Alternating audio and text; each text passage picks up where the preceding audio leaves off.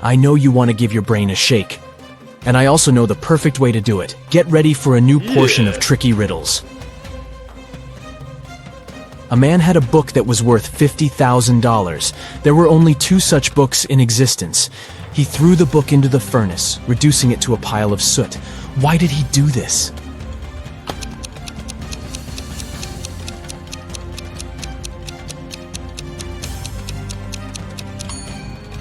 He destroyed the book because he had both copies. After destroying one of them, there was only one left, so its value immediately went up. Mr. Brown's sons found their dad unconscious on the floor of his office. They immediately called their father's friend, Detective Smith. The detective knew that Mr. Brown was uber wealthy. His sons were going to inherit loads of money, but one of them must have needed money urgently. Smith questioned each of the brothers separately. David, the oldest, said, "I came in to feed the fish, and Dad was still fine." Marcus said that he had come in to discuss his business plans, and his father had given him some great advice. And Lucas, the youngest brother, said, "I entered Dad's office because I needed a favor. I wanted to take his car to impress the girl I like." Detective Smith immediately realized who was lying. And you?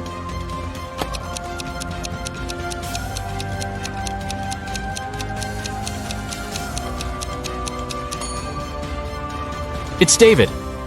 He said he had come to feed the fish. And indeed, there's an aquarium in the office. But there are no fish in it. Sarah and Liam had a son called Oliver. On Saturday, the couple went out for dinner and left Oliver at home. When they returned, the boy was nowhere to be found. Oh no! The anxious parents called the police. A detective arrived and questioned everyone in the house. The babysitter said she'd been packing Oliver's school bag for the next day. The maid said she'd spent the whole evening cleaning the kitchen, and the cook said he'd been preparing food for the next day. He was listening to music and didn't hear anything.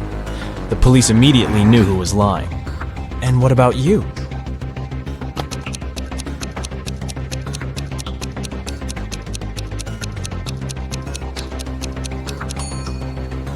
It was the babysitter. Children don't go to school on Sundays, so Oliver didn't need his school bag to be packed. Detective Adams arrived at the Museum of Modern Music because someone had stolen legendary shoes that belonged to Elvis Presley. A museum guard told the detective that they had reviewed the footage from security cameras and found out that all visitors had come in and left empty-handed, and the shoes were too bulky to put them in a pocket or under a t-shirt.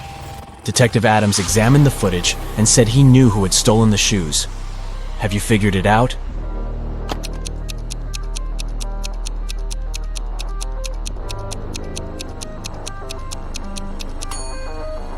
It's the red-headed guy.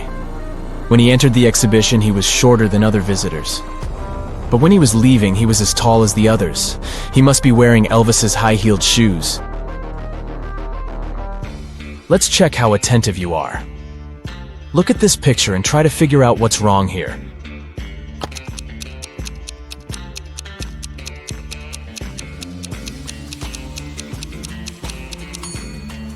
The teacher is very suspicious. She doesn't get reflected in the mirror. Now, how about these people? What are they doing wrong?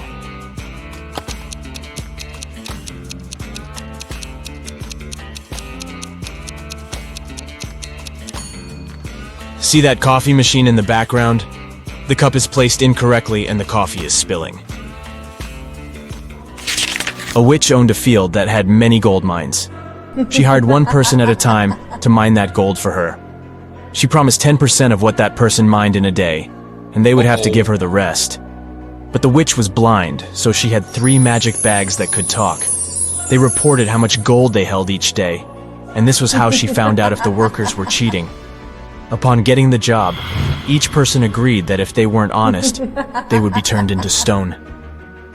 Around the witch's mines, there were many stone statues. A man named Logan once accepted the job. The witch promised him, "If I wrongly accuse you of cheating, I'll be turned into stone." One night, Logan overheard the bags talking to the witch. The next evening, he submitted some gold and kept 1.6 pounds for himself. Later, the witch talked to her bags. The first bag said it held 16 pounds that day. The second one said it held 5 pounds. The third one said it held 2 pounds. The witch confronted Logan. "You think you could fool me? Now you shall turn into stone," she screamed. 1 second later, the witch turned into a stone statue herself. How did Logan deceive her?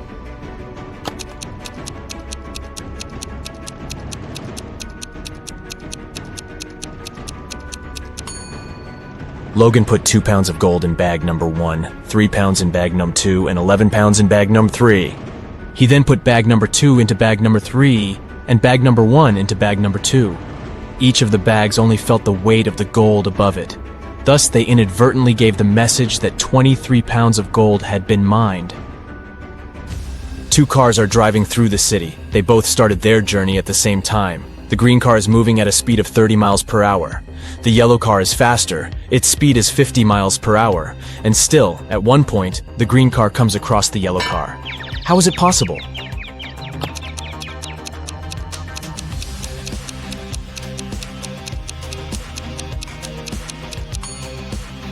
The cars are traveling in opposite directions.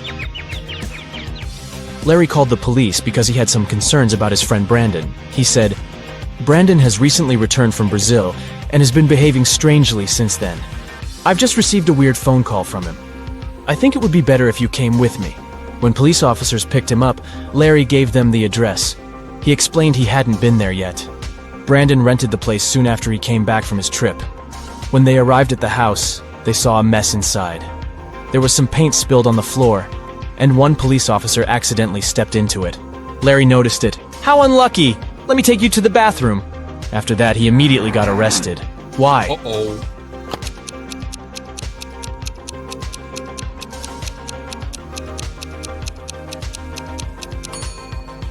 Larry said he'd never visited Brandon's new home before. Then how did he know where the bathroom was? John's mom got angry with the guy and locked him in his room. But she wasn't cruel. She left her son a chance to get out of there. To do it, he needed to find the answer to this riddle. Turn me on my side and I am everything. Cut me in half and I am nothing. What am I? Can you help the guy to escape?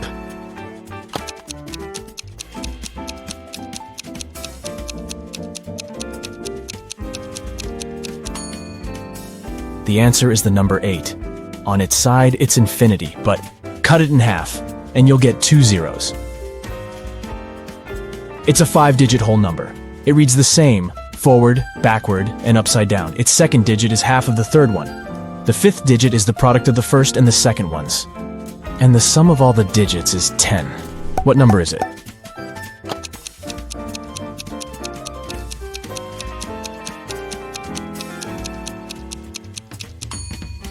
It's 10801. Eric got lost in a museum. While he was trying to find a way out, it got really late. All the doors were already closed. Finally, the guy saw 3 staircases. The first one was all covered in bizarre nettles with razor-sharp leaves and long spikes. The second had giant, stinking flowers with a stench almost impossible to bear. And the third staircase was an impassable jungle of cacti. Which staircase should Eric choose?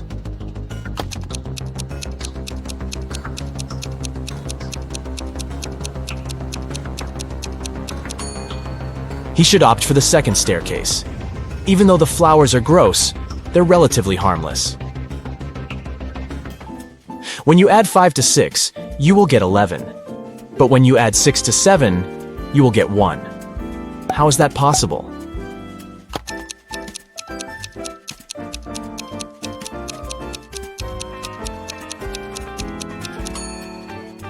It's possible when you're looking at a clock. A coin is put into an empty bottle. Then this bottle is plugged with a cork. How can you remove the coin without breaking the bottle or pulling the cork out?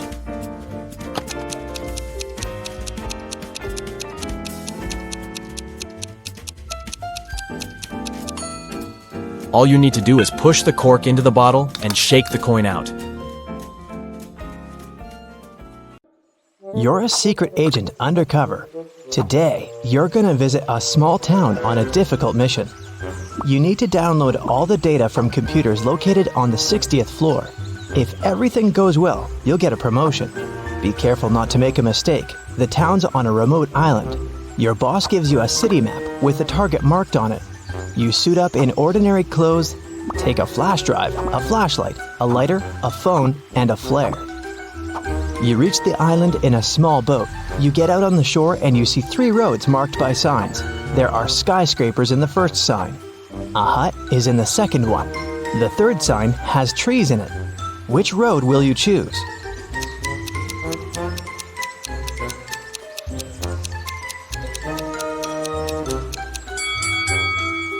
You need the data stored on the 60th floor. That's why you chose the first road. It leads to skyscrapers. First, you pass through a dense forest and come to a river shore. The town is on the other side. You can't cross the river because of the strong current. Besides, you don't know how deep it is.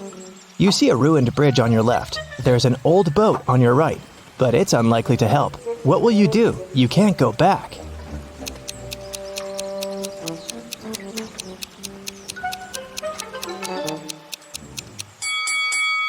Look, there's a hatch in the grass. It seems to be an underground tunnel passing through the river. You open the hatch and go down. It's dark, quiet, and cold here. You turn on the flashlight and see an empty bottle and a basketball on the ground. You direct the light further and see, wow, it's a creepy girl with long black hair. She's just staring at you, saying nothing. You're scared, but you're not gonna run. This girl is not real. But how did you know that?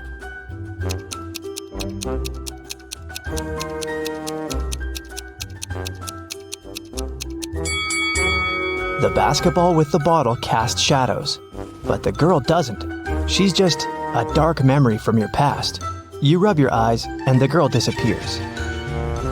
You go through an underground tunnel and climb up. Great, you made it into town. You walk down the street and notice that all the people are looking at you. Why do you seem suspicious to them?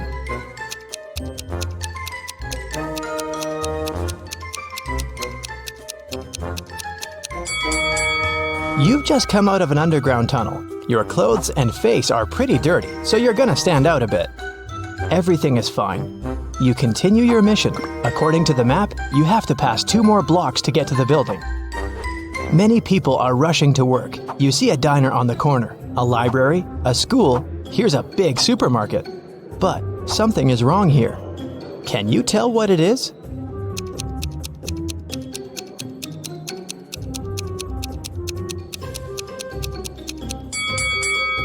There are no cars on the roads. You're approaching the skyscraper. You try to open the door, but it's closed. Take a look around and decide how to get inside. You have 3 options: a fire escape, a hatch, and find out yourself.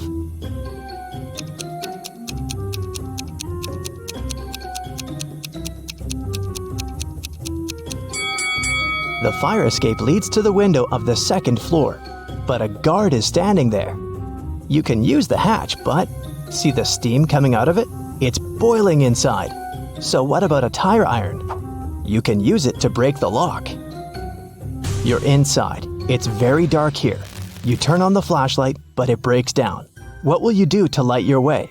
A flame from your lighter isn't enough.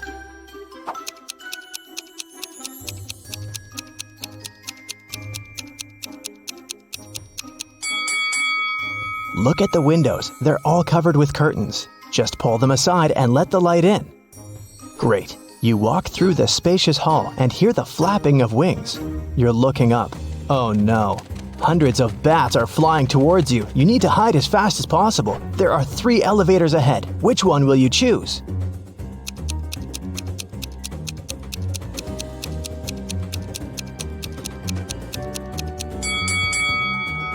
The first elevator is on the 25th floor. It will take too long to get down here. The number 0 is above the 2nd elevator. The 3rd elevator doesn't show any numbers, so it doesn't work. So, the 2nd elevator it is. You press the button of the 2nd elevator and quickly go inside. You push 60 and lift up. The elevator gets stuck on the 35th floor. The lights turn off. You open the hatch and climb onto the roof. You see 2 other elevators coming up to you from below. Which one will you jump in? There's a fire in the first elevator. The second one fills with water. What will you choose to survive?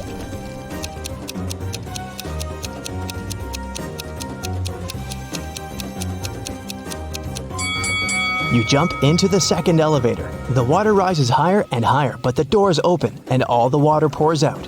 You're on the 40th floor. It seems that using elevators is a bad idea. So you decide to climb 20 floors by stairs. You run 5 floors and smash against the wall made of hardened sand. What will you do? You can't use the elevator. How to get through the obstacle?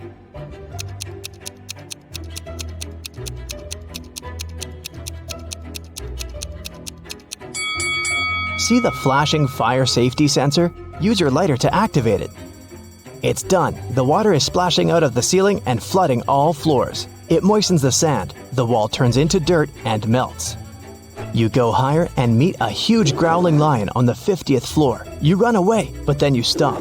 It seems the lion isn't real. How did you know that?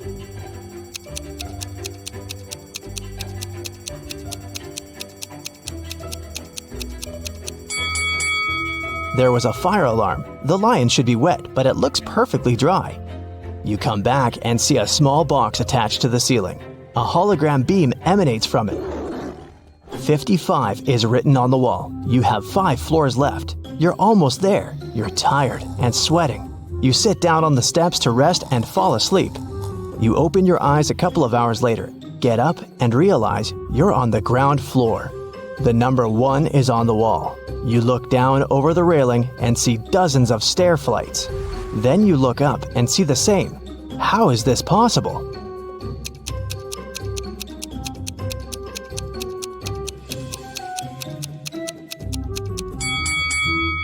You're still on the 55th floor. Someone's just painted 1 over the numbers. Look, they left a bucket of paint and a brush nearby. You touch the number and feel the fresh paint. You move 2 floors up and meet 2 big guards. They block your way and say, "Only a smart one can pass, so solve our riddle." A young pirate is sailing to an island. A ship with 20 people on board goes towards him. Each of these people has a talking parrot. Each parrot has feathers of 3 colors: red, orange, and blue. A flea lives on each blue feather. How many fleas go to the island?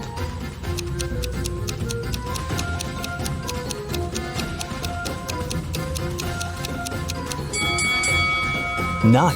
The pirate is sailing towards the island and the ship approaches him. So it's going the opposite way.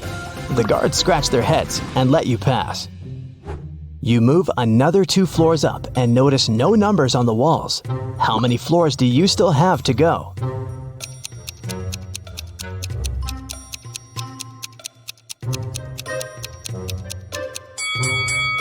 You woke up on the 55th floor. Then you passed 2 floors and met the guards. And now you've advanced by 2 more floors. Therefore, you only have 1 left.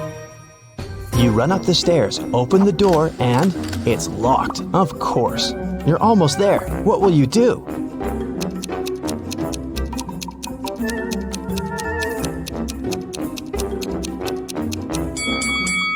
Use the fire escape outside the window.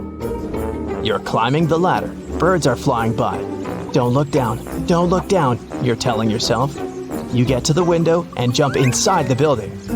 You take the flash drive out of your pocket, but stop. There's no computers here. You only see a dozen of exercise bikes. What's happening? How to complete the mission?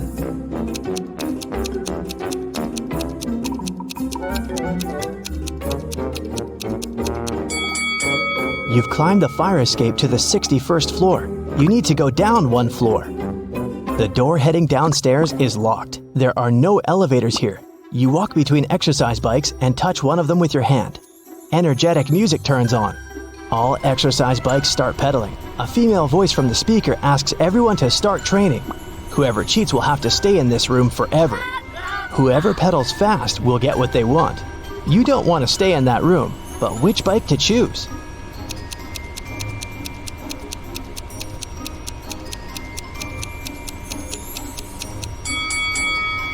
There's only one bike that doesn't pedal itself. It's on the other end of the room. Get on it. You quickly start pedaling and notice the floor is going down. The harder you work out, the lower you go. Sweat is pouring off you like a stream. You jump off your bike and see a huge computer. You stick the USB into it and copy all the data. The alarm is activated. You can smell the smoke. It's a fire. It comes from the lower floors. The files are copied.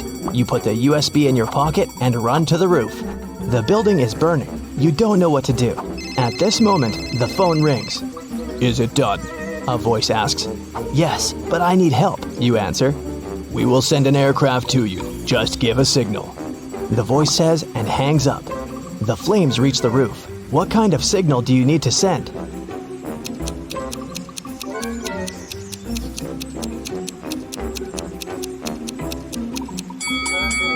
You have a flare, remember? You release the signal rocket in the sky. A few seconds later, a plane appears. It throws a ladder down to you. You jump on it and fly away. Mission complete. Cassie won a trip to a luxury resort in the Maldives. She goes there on a boat along with 3 other hotel guests.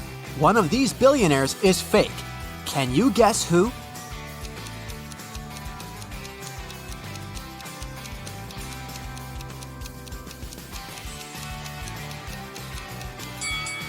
This guy sneaks silverware from the buffet and puts it in his bag. If he's really rich, why would he need that? Speaking of imposters, one of the boat crew members doesn't belong here. Can you guess who?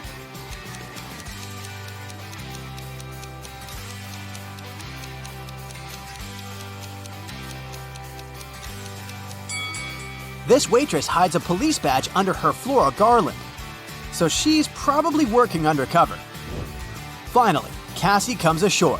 3 porters offer to carry her suitcase. Can you help her choose the right guy?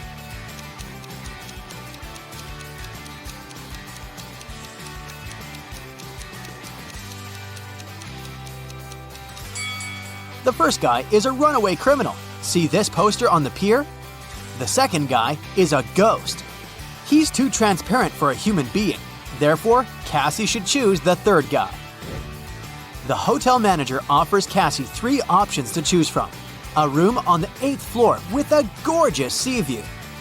A luxurious apartment on the 2nd floor with a garden view. Or a separate authentic bungalow on the shore. What would you choose?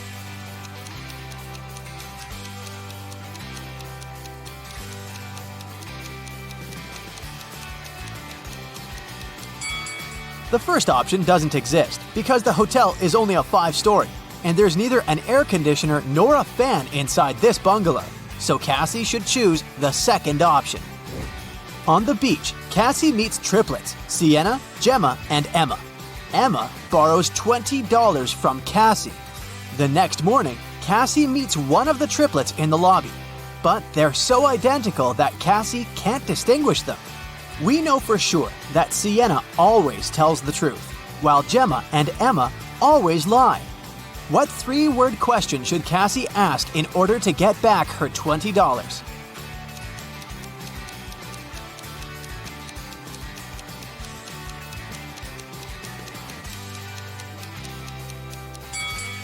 The correct question is, are you Gemma? Sienna, who only speaks the truth, would say no. Gemma, who always lies, would also say no. And Emma would say yes because she's a liar. Therefore, if the answer is yes, Cassie can demand her money. And if the answer is no, Cassie can ask Sienna or Gemma to remind Emma about her debt. After breakfast, Cassie goes diving. She sees a lot of identical clownfish underwater, but one of them doesn't belong here. Can you spot the odd fish out?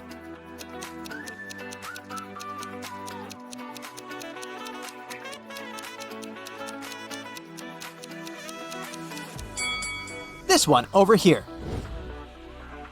Underwater, Cassie finds a treasure chest, but it's locked. Can you help her crack the combination lock?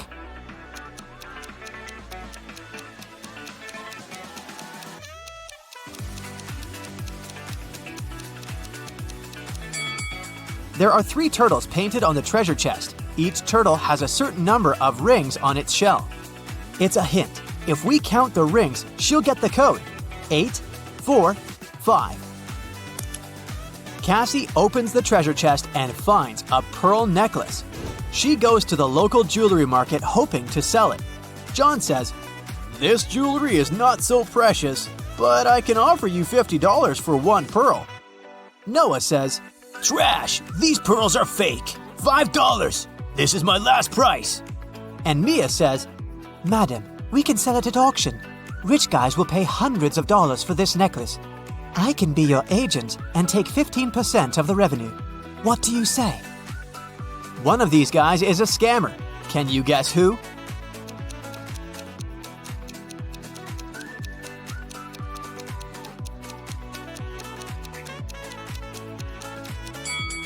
Noah is wearing another person's work badge. Therefore, he had stolen someone else's identity.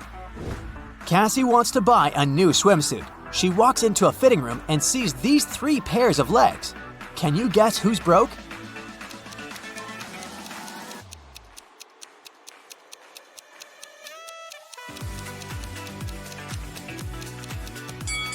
All 3 women have relatively new sandals, but let's take a look at their toenails. The first lady has an excellent fresh pedicure. The second one doesn't have any nail polish, but maybe she just prefers to look au naturel. And the third lady has toenails with peeled nail polish. Therefore, she's the one who's broke. In the hotel lobby, Cassie meets 2 of her roommates, Tina and Jeff. One of them is a werewolf. Can you guess who just by looking at this picture?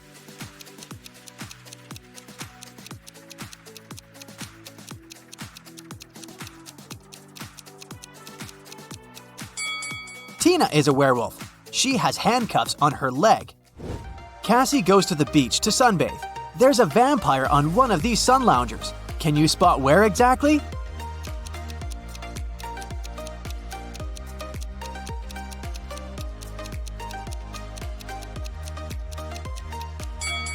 This pile of ash on the right used to be a vampire. There's a wedding ceremony on the beach. Unfortunately, after dinner, all the males at this party turned into zombies. Can you guess which zombie is her husband?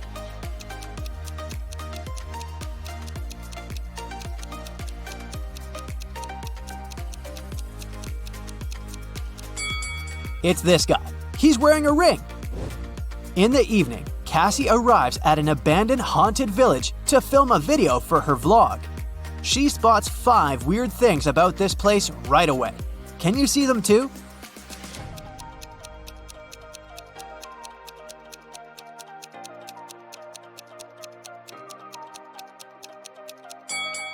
These orchids have teeth. Who left these huge claw marks on the wall of this house? It's summertime, but there's a snowman in the garden.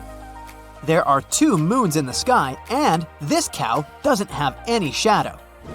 Cassie returns to the hotel and sees a hot mess. Someone has been rummaging through her stuff. She interrogates 3 suspects. The maid says, I cleaned your room in the afternoon. All your clothes and personal belongings were neatly folded in the closet. When I left, I locked the door. The plumber says, I also entered your room in the afternoon to fix the toilet. Luckily, everything's fine now. and Cassie's neighbor says, I was listening to music with headphones, so I didn't notice anything weird. Who's lying?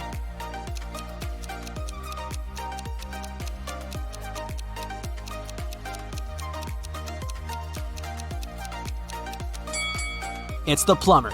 He said he fixed the toilet, but it's still clogged. One of the hotel guests, Peter, likes Cassie. He wants to impress her and shows her some pictures from his travel blog, but Cassie spots a fake right away. How?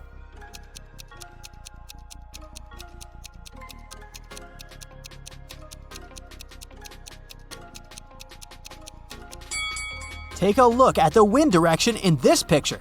In the background, the wind is blowing to the left, but his hair is blowing to the right.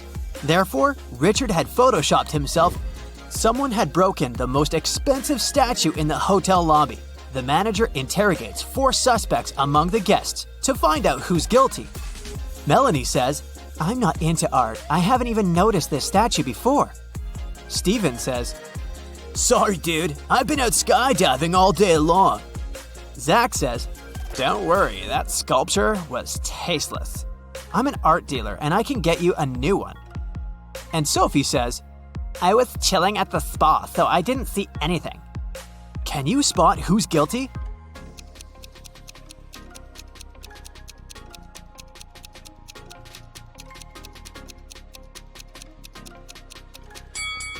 Melanie, she lost her left earring in the very middle of the crime scene. Cassie gets an invitation from 3 hotel guests.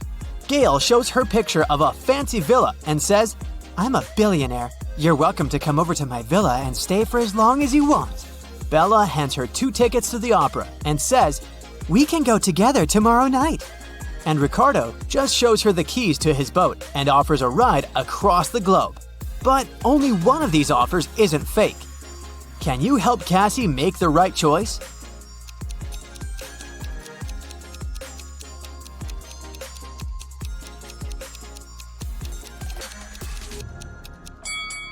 There's a for sale sign near the villa, so Gail's offer doesn't look trustworthy. Take a closer look at the gate on the opera ticket. It expired centuries ago, so Cassie should trust Ricardo. Cassie goes to the hotel restaurant to have dinner. There's a butterfly hiding among the buffet. Can you find it?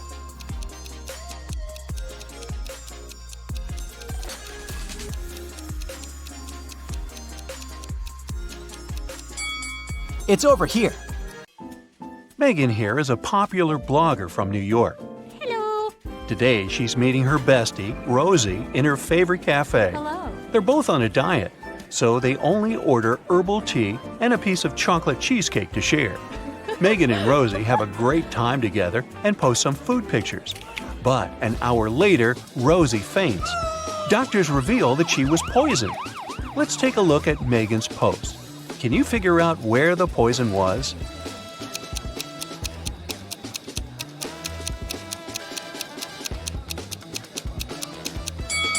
Rosie put sugar in her tea, and Megan didn't, so the poison was in the sugar packet. After taking care of Rosie, Megan's finally headed home. The door in her apartment building has a combination lock, and someone has recently changed the 4-digit password. Luckily, Megan finds a hint nearby. Can you help her figure out the new code?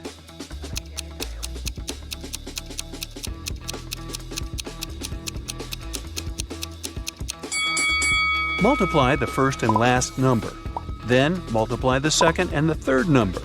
And the code is 2516. Megan goes up to her apartment. There's a stunning sunset going on out the window. She takes 2 pictures for her Instagram. Can you find 5 differences between them?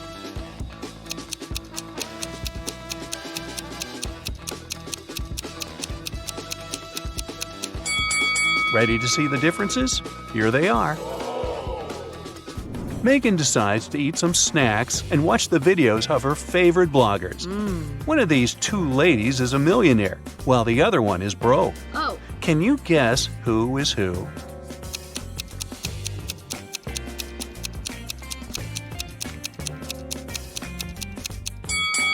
The second lady is broke. Can you see the Eiffel Tower and Big Ben in the background?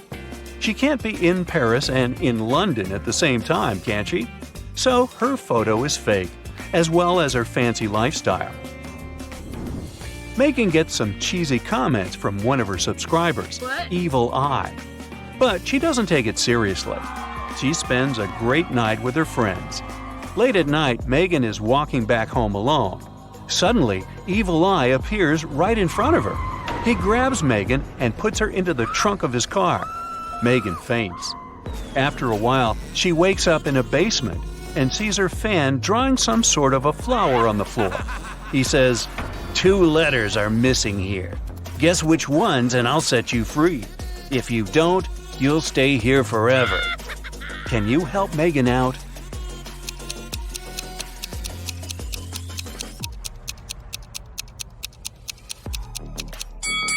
The missing letters are M and E. Megan returns home and discovers that someone has stolen her laptop. Well, this just isn't her day, is it? She calls the police and they interrogate 3 neighbors. Holly says, "I was cleaning my apartment with loud music playing, so I didn't hear anything suspicious." Paul said, "I was walking my dog for the last 2 hours. We just returned home. Everything looked as usual." And Alex said, "I spent the whole day at home. I only went out once, about an hour ago, to take out my trash. I noticed a strange guy in a hoodie at your door, but he left very quickly." who's lying.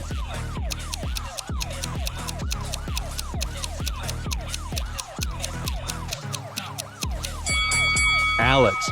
He said he had taken out the trash, but take a look at his trash can. It's still full. The next day, Megan gets good news from the police. They caught Evil Eye, and he's in jail now. Oh, yes. He insists that the officer should give this note to Megan, but she has no clue what this means. What about you?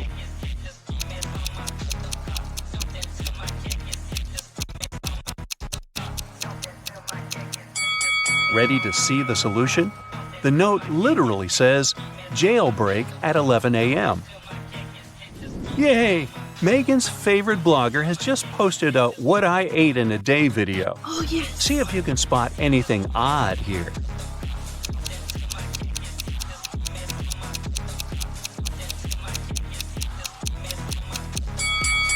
Wow, she keeps a saw in the fridge. Here's the next video. Can you spot any mistakes?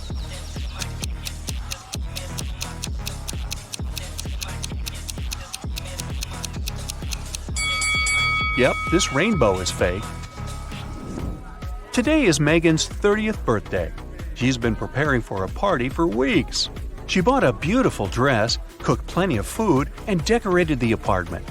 A lot of friends are invited, including Megan's boyfriend, Jeff.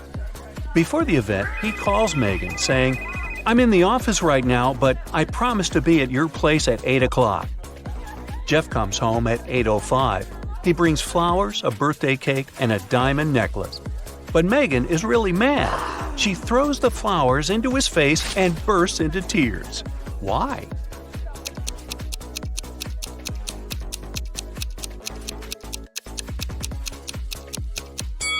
Megan was expecting him to arrive at 8 p.m., but he came at 8 a.m. the next morning. In the evening, Megan decides to go buy some ice cream. She walks towards her favorite corner store on the block. Megan meets the owner of this store, Ted, on the street. Masked Man has just robbed the store and took all the cash. Megan explores the space and the broken shelves.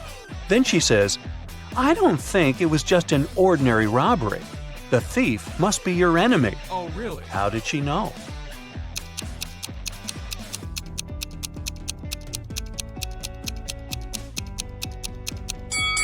Take a closer look at the floor. The salt packages have been torn. Also, the thief opened the bottles so that the oil would leak out on the floor. Why would an ordinary thief waste time opening the bottles? Therefore, they had an intention to cause as much damage as possible. Megan takes Ted out for coffee to cheer him up. The waiter brings them 2 identical servings. Well, almost identical. Can you spot 3 differences between them?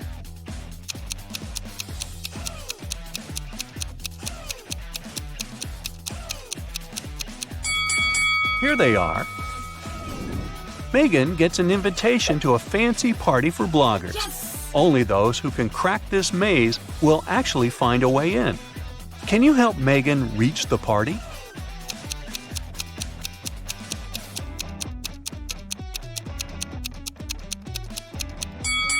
She should choose the 3rd route. Megan reaches the final destination. There are 3 doors, all covered with graffiti.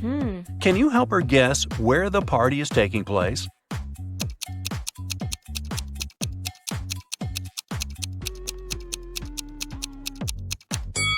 Let's take a closer look at the lettering on the doors.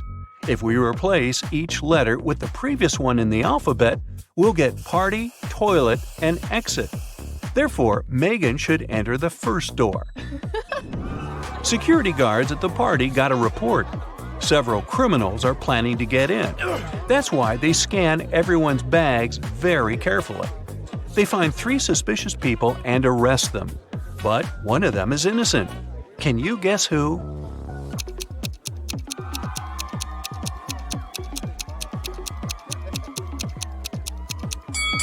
The second lady carries too many phones in her bag. A couple of smartphones and one old-fashioned button phone. As for the third guy, why would a bald man need shampoo at a party? It seems only the first lady isn't a criminal. Megan enters the party and goes to the bathroom to refresh her makeup.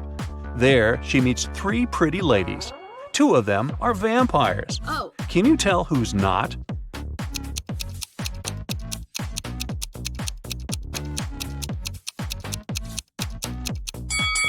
This lady who's standing next to Megan is a human because she has a reflection. Therefore, the 2 others are vampires. Megan wants to rent a cozy cabin to spend a weekend in the woods. Yeah. She's looking through a special app and finds 4 available options, but only one of them is safe enough. Can you help Megan make the right decision?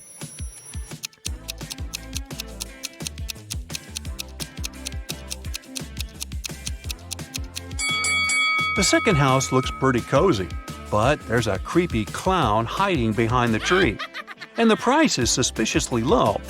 According to the info box, the third house was built 9 centuries ago, but it looks pretty modern, so it's probably a scam. The fourth house is chic and high-tech, but the window glass is covered with cracks, which is not safe at all. So Megan should choose the first cabin. Finally, it's the weekend. Megan hits the road to go to the cabin. On the way, she makes a stop to visit the local farmer's market. Megan picks some lemons. She wants to pay, but her phone is gone. Oh. She interrogates 3 people standing nearby. Kim says, "I didn't touch your phone. I was too busy selling my tomatoes." Magna says, "I was taking pictures of my shop for social media. See for yourself if you don't believe me." And Bianca says, "I think it was Kim. Her business has not been going well recently." After hearing what they had to say, Megan knows for sure who's the thief. What about you?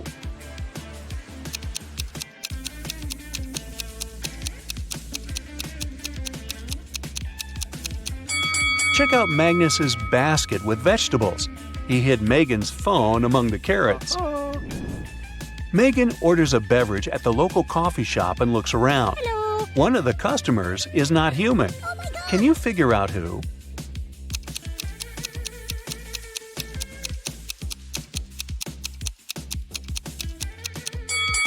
The waitress. Her eyes are blinking red. Maybe she didn't get a tip.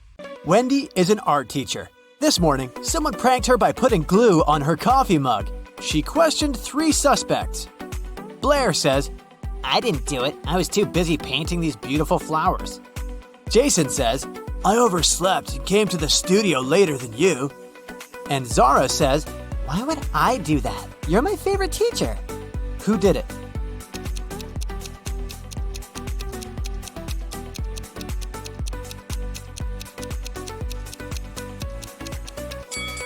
It was Zara. There's a glue pen in her pocket. Wendy gives her students a task and leaves the studio. After a while, she returns and sees this painting. She says, Wow, who painted this masterpiece? 3 students claim to be the author of the painting. Can you guess who tells the truth?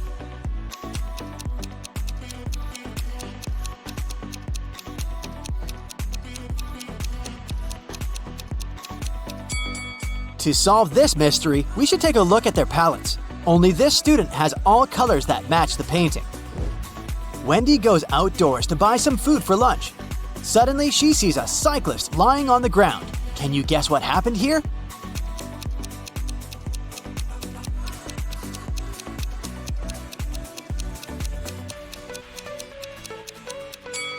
In fact, the car hit the ketchup bottle. The cyclist just fell nearby and got stained. Wendy receives a delivery. 3 identical boxes with artist supplies.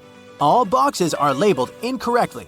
Wendy needs to label all boxes correctly by opening just one of them. Can you help her?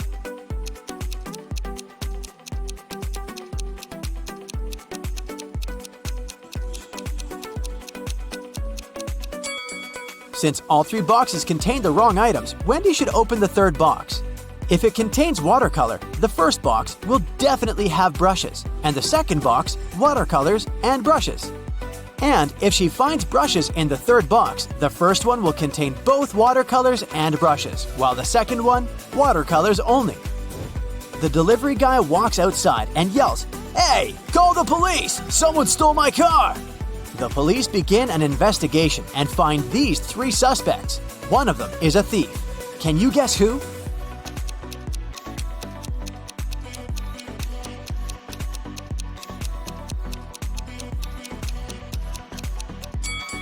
The first guy is just coloring his fence, and the third one is a gardener. But the second guy is hiding a lockpick in his shirt pocket, so he's the thief. Wendy comes to a party.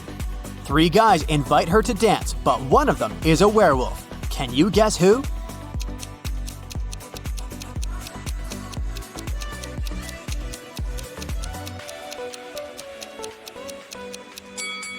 The first guy is just wearing a werewolf costume. The second one has some scratches, but it proves nothing. But the third one has a real wolf tail. After the party, Wendy wakes up in a cell made of ice. She only has a pickaxe in her hand. Meanwhile, her best friend Zach is locked in a similar cell with a drill. Can you predict who will escape?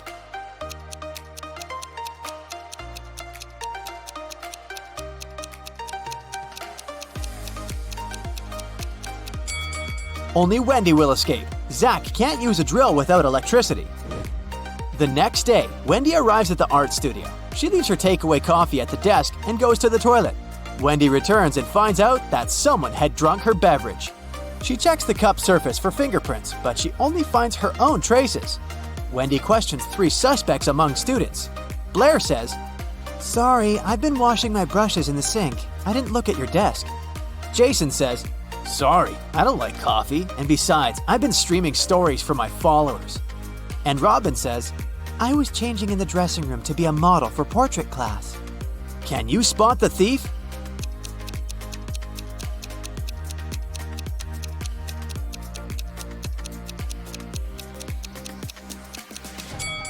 It was Jason. Take a look at his back pocket. He's hiding rubber gloves. That's why he didn't leave any fingerprints. Wendy receives an emergency call. Someone had stolen paintings from her art studio gallery. Wendy interrogates 3 suspects among the visitors. Sarah says, "I came here to buy some of your paintings, but when I entered the gallery, the walls were empty." Jill says, "I went blind 7 years ago, so I didn't see anything. I only visit this gallery to use your toilet." And Robert says, "Why would I rob this place? I'm the major investor." Who's lying?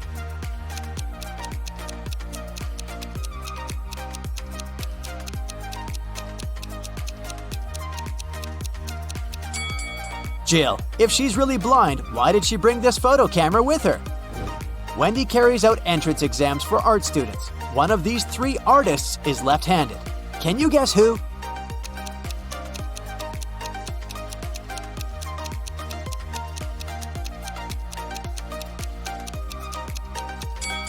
It's the third guy. It's easier for lefties to hold a palette in their right hand and paint with their left. This way, his left hand works and the right one stays static. During exams, one guy named Bobby gets very sick and faints. Wendy calls the ambulance and takes him to the hospital. She's just met Bobby, so she doesn't know his relatives, but still, Wendy manages to notice his wife in the hospital right away. Can you spot her too?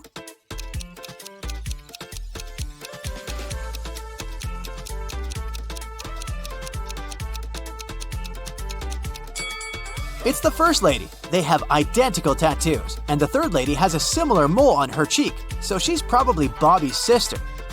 Doctors suspect poisoning, so they keep Bobby in the hospital to make tests. Meanwhile, Wendy returns to the studio and questions 3 witnesses among the applicants. Sheila says, "Bobby didn't look healthy in the first place. I don't blame him. Everyone was stressed out during exams." Sam says, "I have no idea who poisoned him, but this person is heartless." And Xavier says, "I think Bobby's just pretending to be ill to get accepted out of pity." The next day, Bobby calls Wendy with the test results. He was poisoned. Wendy calls the police right away and they arrest one of the witnesses. Can you guess who and why?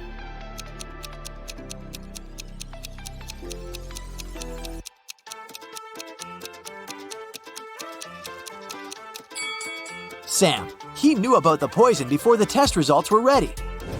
The next morning, Wendy enters the studio and sees that someone has left a hot mess. Canvases are torn and paints are spilled all over the floor. Can you count all the brushes in this room?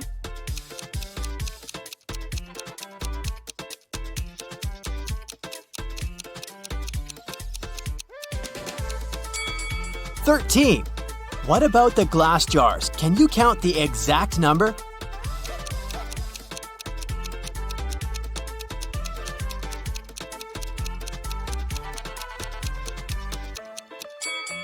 There are 8 glass jars in this studio, including this broken one.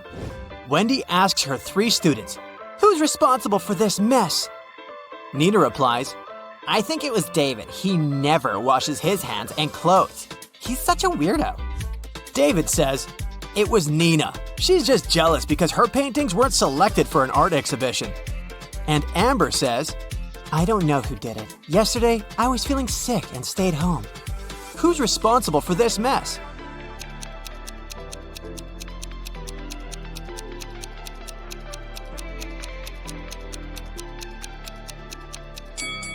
Take a look at the canvas frames. They're all signed. The only canvas that wasn't torn has David's name on it. Therefore, he ruined the studio and his rival's works. Wendy asks her students to the park for an en plein air class. Can you see any weird details in this area?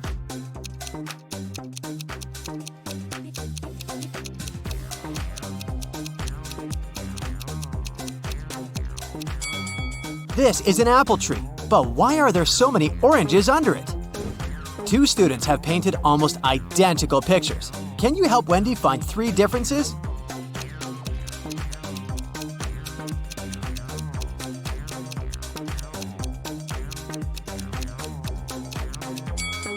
Here they are! What about these portraits? Can you spot 3 differences?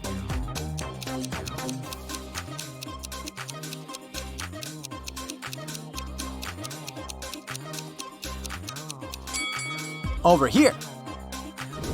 After the class, Wendy is trying to leave the park and gets lost.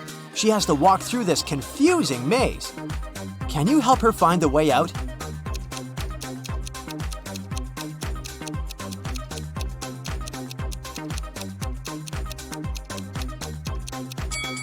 Only the first path is correct. On the way home, Wendy enters a supermarket. Can you count the number of cacti?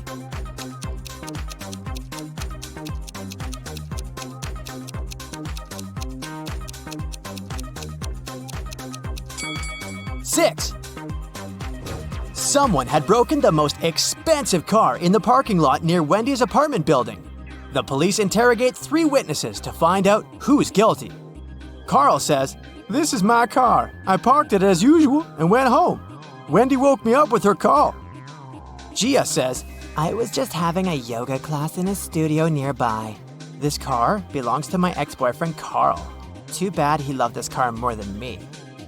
And Peter says, "Carl's my neighbor, but he's not my best friend, if you know what I mean. I've been working all day and just arrived." Who broke Carl's car?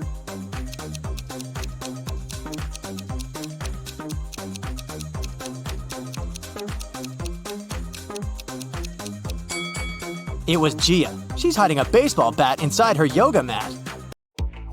Joshua and Jeremy were going on a hiking trip to Adventure Mountains. They were about to leave their room to catch their train, but there's something wrong here. Can you spot the oddity?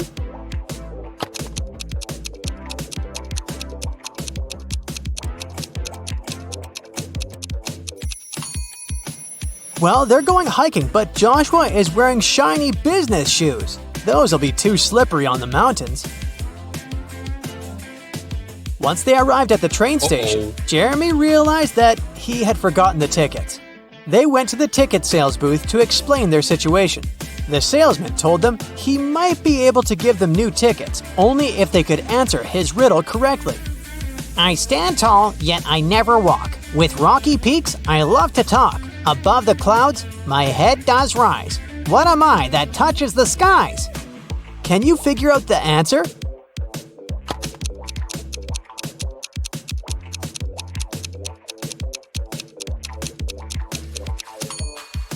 It's a mountain.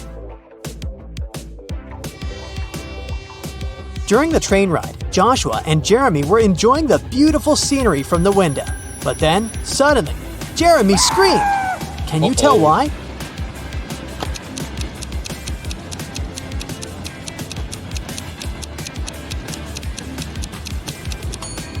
Take a look at the birds flying in the distance. Were you able to spot the small dragon flying with them? Well, Jeremy did. Joshua and Jeremy finally arrived at their destination. Before they started climbing up, they wanted to make sure their water bottles were full for the entirety of the hike. They saw 3 different drinking fountains from where they could fill their bottles. Take a look at them and tell me which ones they should pick.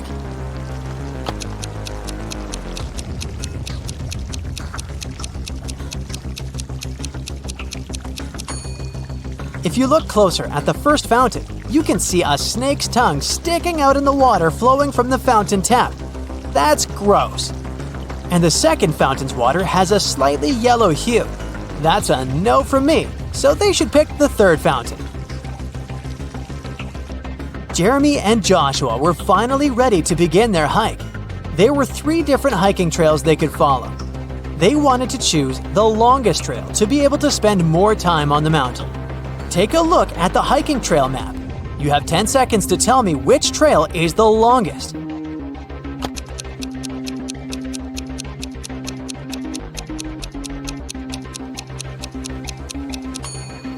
It's the second trail. During their hike, Jeremy wanted to take some photos for his social media account, so they decided to go off-path, deep into the forest. But suddenly, an elf stopped them and said, I am the guardian of this forest. I won't allow you to walk any further. Unless you know the answer to this riddle. I have cities but no houses, forests but no trees, and rivers but no water. What am I? Do you know the answer?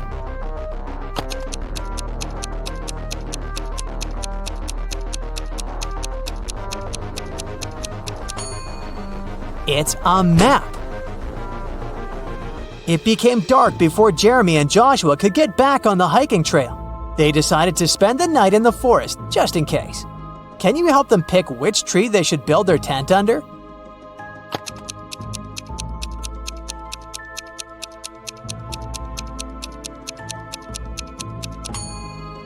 Do you see the snake hole here next to the second tree?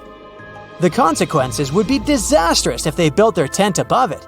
And as for the third tree, there's a bee's nest on one of the branches, so it wouldn't be wise to pick that one. That's why they should pick the first tree. After completing their adventure and returning to their hotel room, Jeremy and Joshua started comparing the photos they had taken. But Joshua noticed that there were 5 differences in the photos they took at the same place. Take a look at them both here. Can you spot them?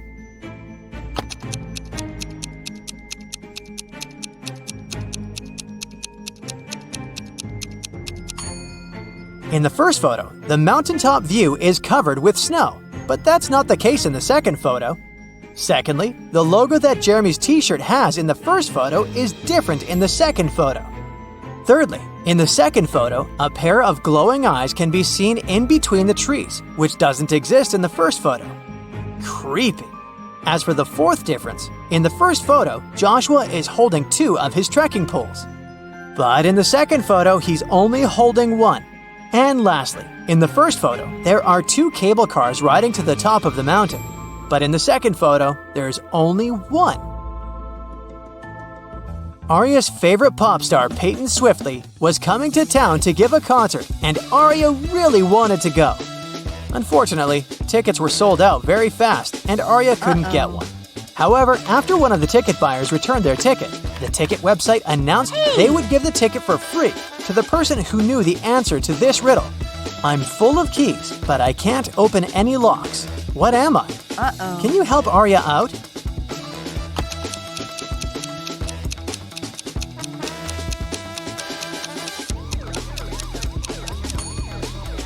The answer is a piano. Elsa was working at the HR department, and she was going to interview 3 candidates for the company's project manager position. But as soon as Elsa greeted them, she noticed that one of them was not human. Can you tell who?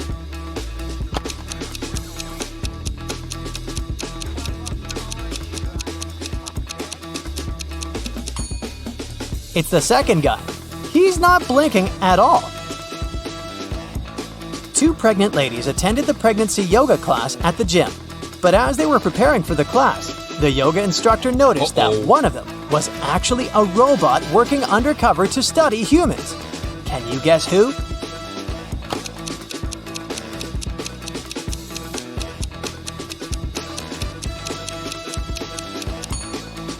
The second lady is holding an inflatable fitness ball. The weight indicated on the ball is probably just a joke because air cannot weigh that much. Meanwhile, the first lady broke the scales. She's very petite despite being pregnant. If she was a human, her weight wouldn't be able to break these scales.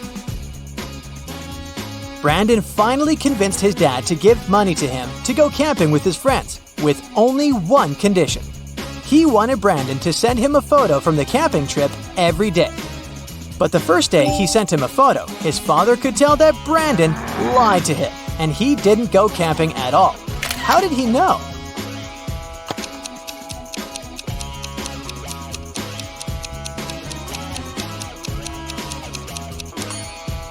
Brandon clearly photoshopped himself because everyone else in the photo has shadows, but Brandon doesn't.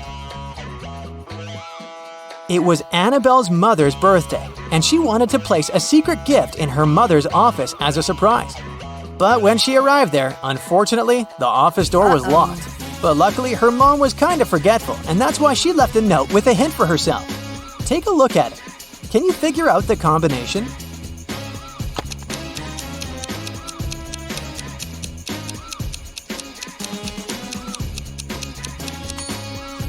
Each number is the number of lines in the respective letter. There are 3 lines in the letter K. There are 2 lines in the letter L. There are 4 lines in the letter E, and there is only 1 line in the letter I. So, following the same logic, there are 4 lines in M, 2 lines in V, 3 lines in Z, and 3 lines in F. That makes the combination 4, 2, 3, 3. Casey wanted a new hobby for herself, so she decided to learn knitting and crocheting. She went to the crafting store to buy supplies. For her beginner's project, she needed to buy a green yarn, size 7 knitting needles, and a pattern book. Take a look inside the store. Can you help her find all these items?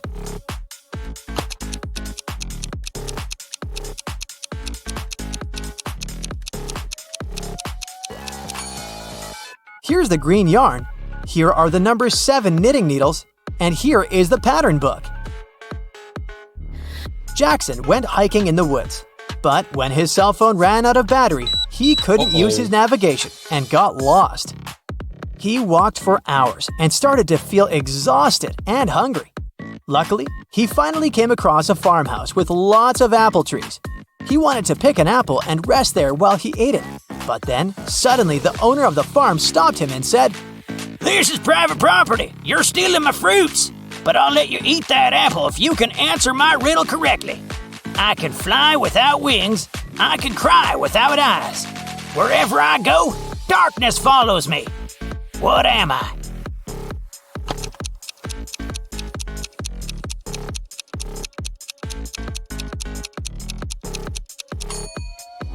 The answer is a cloud.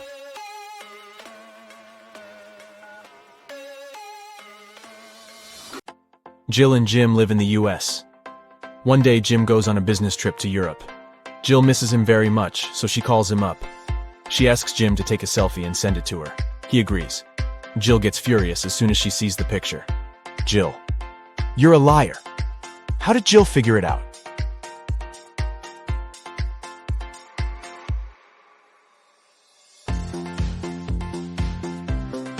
Europe and the US are in different time zones. But in Jim's photo, it's noon. That's American time. He never left the country. Can you find a zombie in this picture?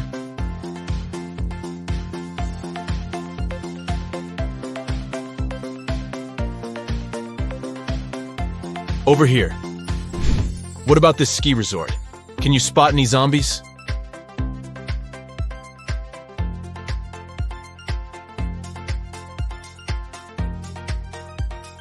Hello? And now let's see if you can find a zombie in this amusement park.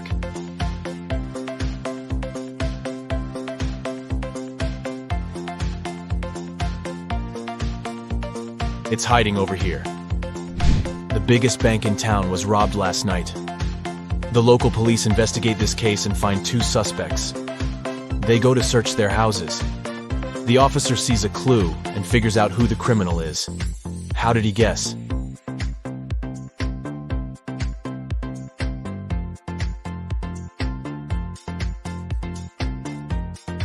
Let's take a look at the walls. There's the same picture in both houses. But this one is hanging upside down. There's probably a stash behind it. Busted. A teacher has 21 colored pencils. 7 red, 7 yellow, and 7 blue. She needs to divide them into 2 piles so that one pile would have 3 times fewer red pencils than the second one. And the second pile should have 2 times fewer yellow pencils compared to the first pile. How many blue pens would be in each pile?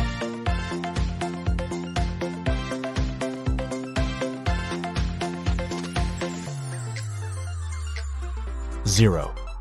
The teacher had 21 pencils, not pens. Can you rearrange these crayons and make 4 triangles? To solve this mystery, you gotta think outside the box.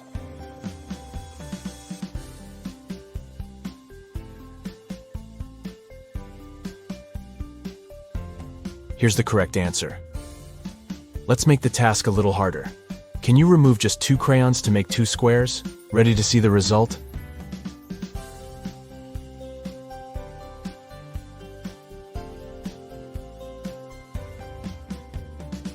There you go. Donna goes to a supermarket and spots something weird. 2 of these women are pregnant, but one of them just stole a watermelon. Can you guess who?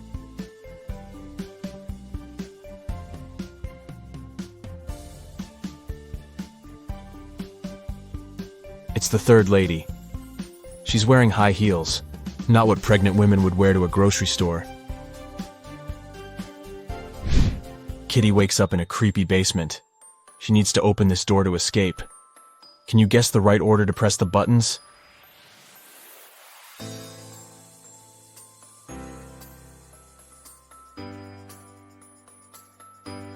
Kitty needs to make the word unlock from the first letters of each emoji. Therefore, she should press the buttons in the following order: unicorn, nose, lobster, onion, cactus, kiss, and voila. Today is Cassie's birthday. She brings a cake to work to celebrate with her colleagues, Stan, Gemma, and Rosie. Cassie unpacks the cake in the office kitchen.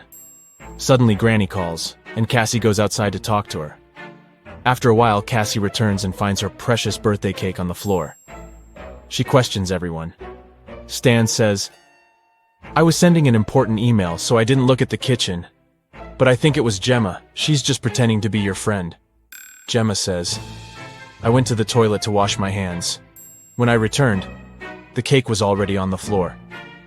And Rosie says, "I don't know what happened.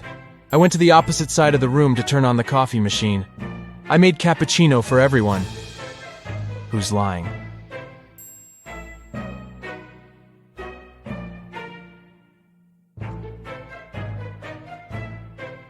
The coffee machine is off, and all the coffee mugs are empty. Therefore, Rosie lied. She was busy doing something else while Cassie was away. Detective Bold is having lunch at his favorite cafe. He looks through the window and sees his neighbor Zelda rushing home. They both live next to the cafe.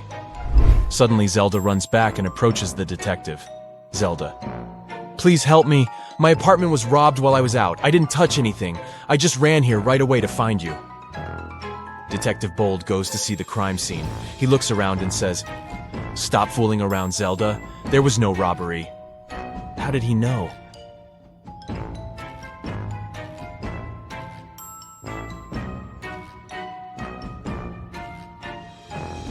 Take a look at this umbrella. Zelda carried it with her when she was rushing home, but she told the detective that she didn't touch anything at the crime scene. She just threw her stuff around the room to make it look like a robbery. Take a look at this fancy group of people.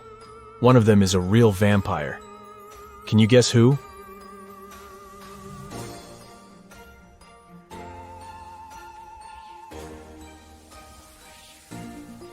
It's the second guy. The first guy struggles with drinking this reddish beverage. The lady is just wearing a cosplay costume. And the guy on the right is taking a selfie, which means he shows up on camera. Therefore, he's a human being. Jeff calls the police early in the morning. Jeff: my neighbor cut down a tree on my car. A policeman arrives soon. Policeman: what happened? Jeff: my neighbor and I had a quarrel last night. When I was ready to go to bed, I saw him standing in front of my car. In the morning, I went out to drive to work and saw this. My car is pretty old, but he still has to pay compensation for the damage. The policeman questions Jeff's neighbor.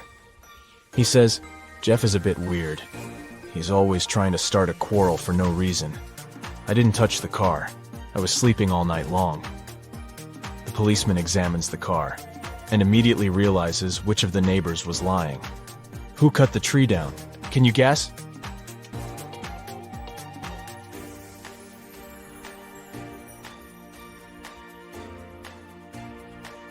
Jeff. He cut down the tree with this axe and then tried to put the blame on his neighbor to hit him up for money. Mike is an astronaut. His team consists of 2 other people. They're twins, Rob and Bob. They go to Mars for a month to study the local life forms. Time flies by quickly, and today they have to return to Earth.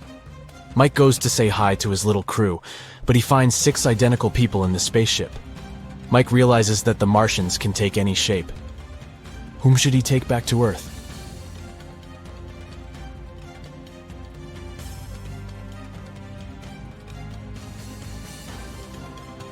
This astronaut has 3 fingers. This guy's hair color is different. This imposter has forgotten to put on human ears. And this guy has different eye color. So the real Bob and Rob are over here. What's wrong here?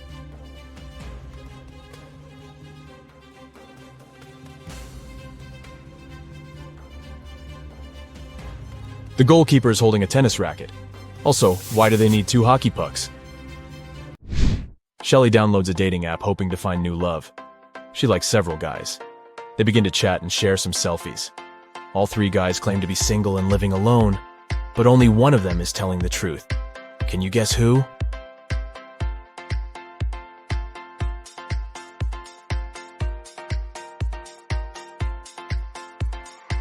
The first guy sent Shelley a selfie from his bathroom. He's wearing a bathrobe, but there's another silk bathrobe hanging in the background. It's pink and small. Why would he need it if he's living alone? And the second guy is obviously fond of jewelry. He's wearing a ring on each finger, including the ring finger.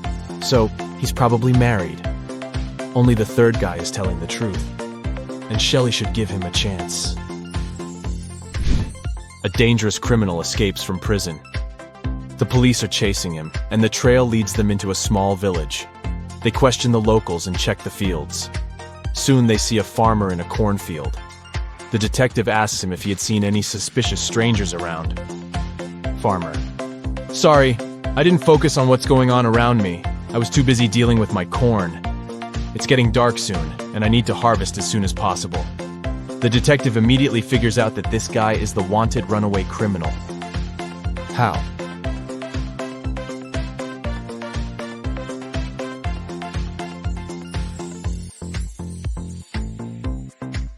Corn is not harvested like this, so he can't be a real farmer. Can you see any odd details here?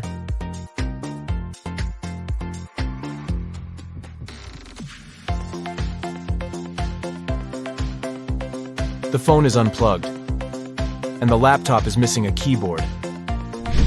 Can you spot anything odd?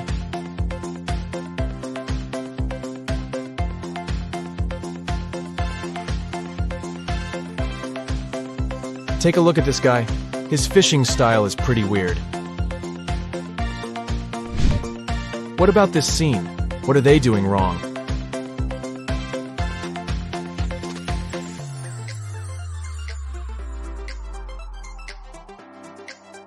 This lady is skating on the pavement. Detective Smith was called to a house to investigate a burglary. Mr. Brooke claimed that someone had broken into his place and stolen his expensive watch. When the detective arrived, he saw that the front door was open and there was muddy footprints leading to the living room. He also noticed that there was some mud on the staircase. After looking around the house, Detective Smith quickly figured out who the thief was. He went upstairs and arrested Mr. Brooks' son. Why did he do that?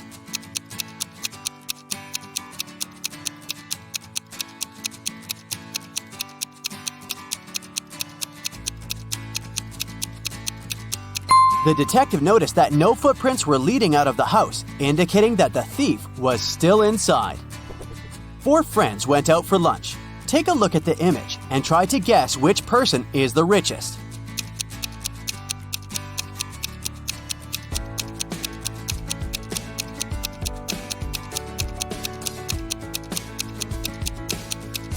It's the one on the right. The first person has a fake iPhone, so they can't be it.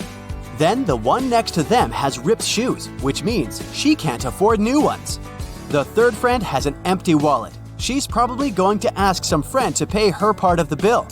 And the fourth one has multiple black credit cards, which means they're the richest. Freddy went to the castle near his house to return a lost cat. He was greeted by an old man that invited him in. But once he stepped inside, the old man turned into an evil magician that trapped Freddy inside the castle. Then the evil magician said, If you manage to complete 3 tasks I give you, I'll let you go home. Otherwise, you'll be stuck here forever. Here's the first task. Help me find my glasses amongst all these vegetables. "Can you help Freddy?"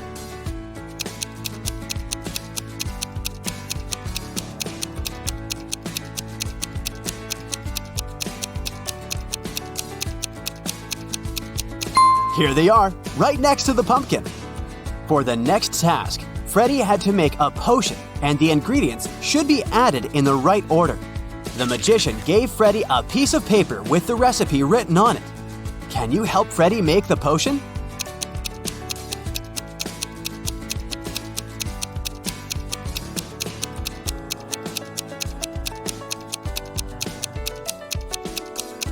You got to follow the colors of the cauldrons.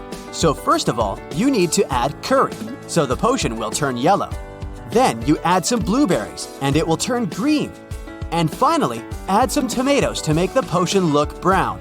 Well done, Freddy! Freddy's third task is to find a book in this messy room. Can you do it?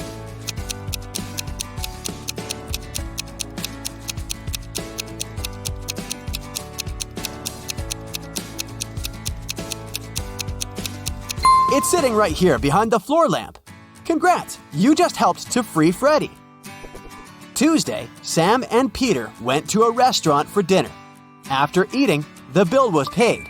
But Sam and Peter did not pay the bill. Who paid the bill for them?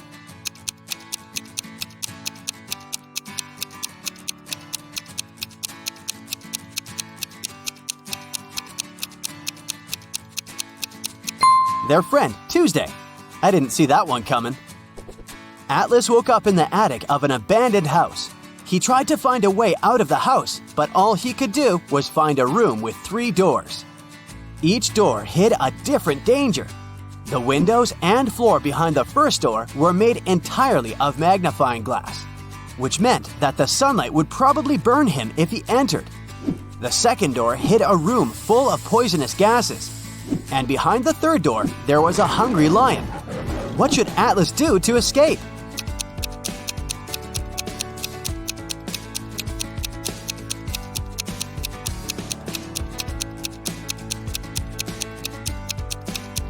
He should wait until it's nighttime and use the first door. Sydney told her mom that her gymnastics team would go to a sports camp for the weekend. She asked her mom to help her pack for the trip. Her mother packed everything she thought her daughter would need. When Sydney came back from the weekend, she was telling her mother all about the trip. But somewhere during the conversation, she asked her mother why she hadn't packed a toothbrush. The mother immediately knew Sydney was lying about where they had really been that weekend. How?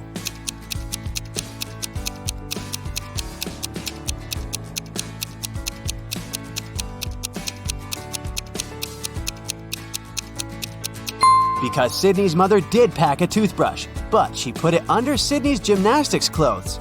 If Sydney had really gone to that camp, she would have used the clothes and found the toothbrush. Kimberly discovered 3 bags in an old attic along with a note. The note said that there was $1 million inside one of the bags. It also said that the 2 other bags were empty. She only had one chance to figure out which bag had the cash. Kim knew that only one of the messages written on the bags was true. On the first bag, it said, "The cash is not here." On the second bag, it was written, "The cash is not here." The last bag read, "The cash is in the second bag." If you were Kimberly, which bag would you choose?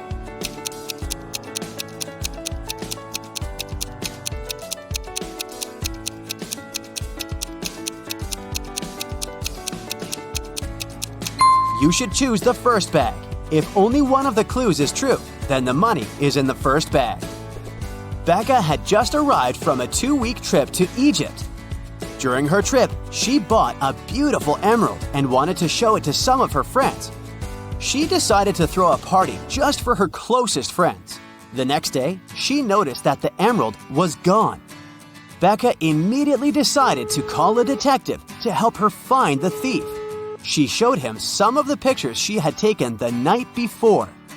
The detective took a quick look and already had a pretty good idea of who had done it. Take a look at these pictures. How did the detective find the culprit?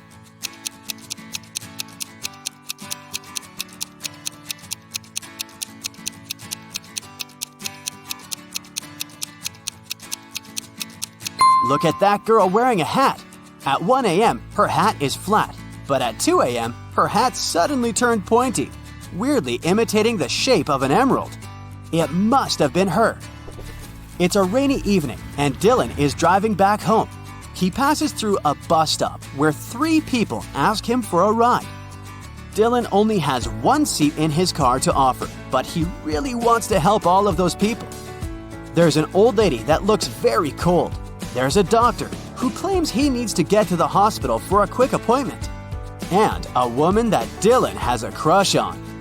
What's the best arrangement Dylan can make to help everyone?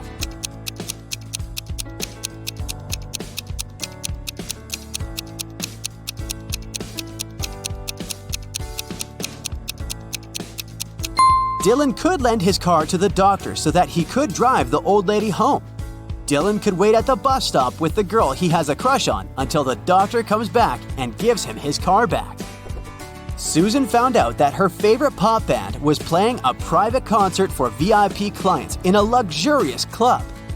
She decided to sneak inside the club through the backyard. But unfortunately, Susan faced a strict guard behind the door.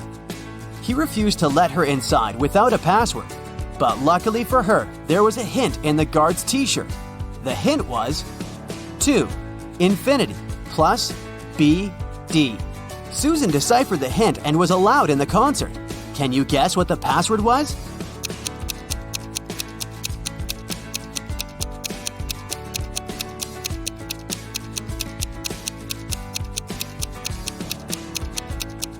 It was to infinity and beyond.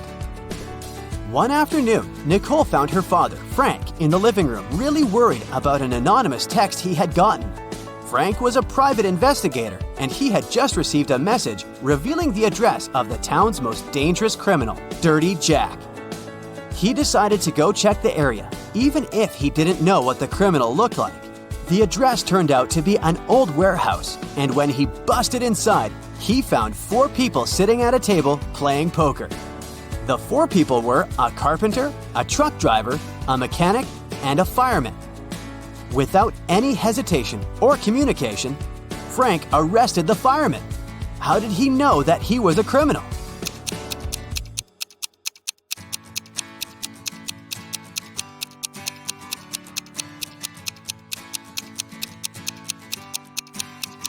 The fireman was the only male in the room. The rest of the poker players were women. Bobby and Rachel decided to go grab a cup of coffee. But when their orders arrived, Bobby's coffee came with a fly inside of it. He called the waiter and asked him to change his cup. The waiter brought another cup of coffee, but 2 seconds later, Bobby called the waiter again and said, "Hey, that's the same cup." How did he know?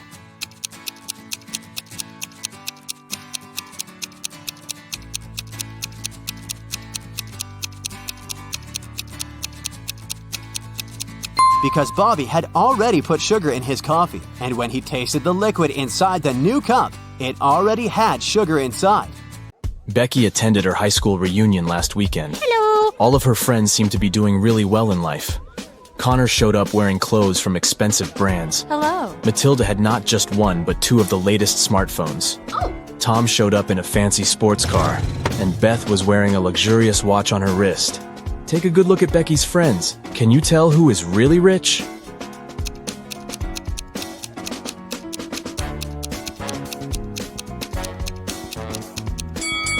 Well, let's see. If you look closely, Connor didn't take off the tags from his clothes. This probably means that he's planning on returning them after the reunion. Yeah. Matilda's phones are fake. Look at the label. It's just a copy of the original brand. Ah.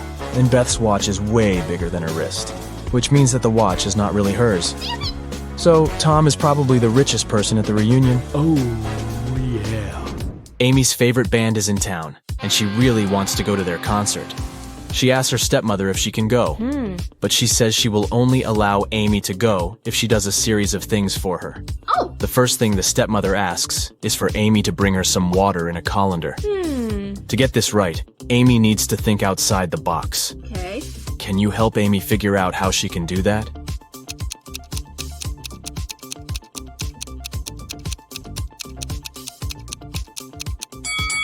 Amy needs to freeze some water and put the cubes in the colander. Yeah. Technically, frozen water is still water, right? Next, her stepmother asks Amy to pick out the perfect evening dress for her. Amy walks into her stepmother's closet, and there are 3 dresses, a red, a green, and a blue. Take a look at the picture. Which dress should Amy choose?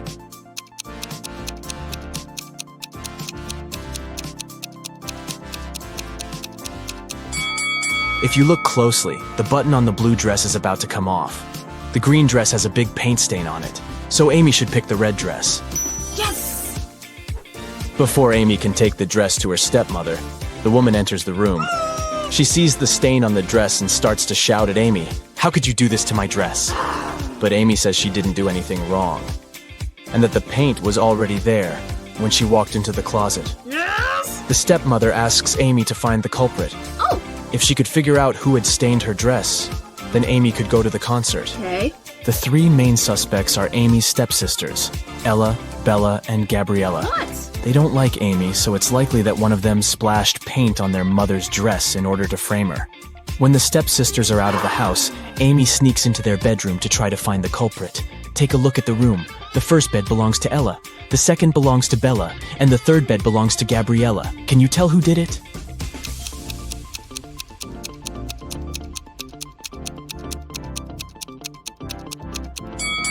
It was Gabriella. Her bed is the third one on the left. And if you look closely, it has a bucket of paint under it. Emily and Barbara are getting ready for a girls' night out. Yes. They are putting on makeup and getting their hair done. They have pretty similar tastes, and their things look pretty much the same. But one of them has more money than the other. Oh. Looking at the image, can you tell which one has the more expensive stuff?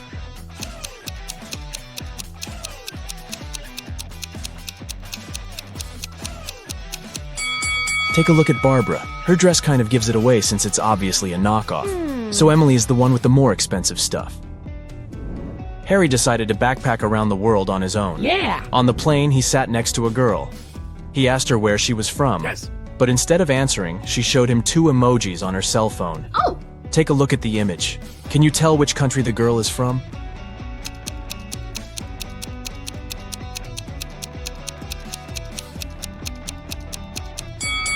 Let's see. That's an iron and a piece of land. I guess she's from Ireland? As soon as Harry landed in Paris, he went strolling along the streets to find a place to stay. He found a cute little hotel and decided to go inside.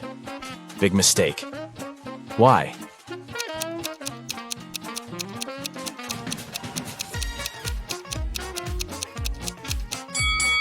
Take a look at the window on the last floor.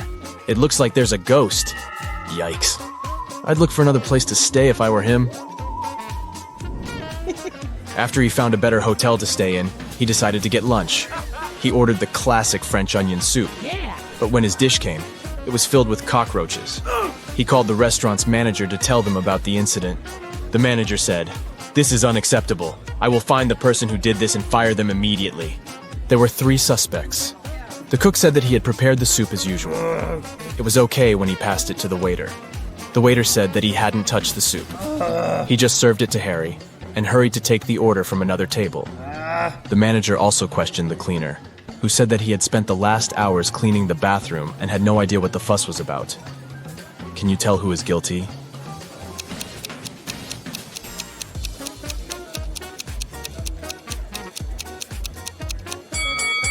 No one. Look at the ventilation system. It's full of roaches.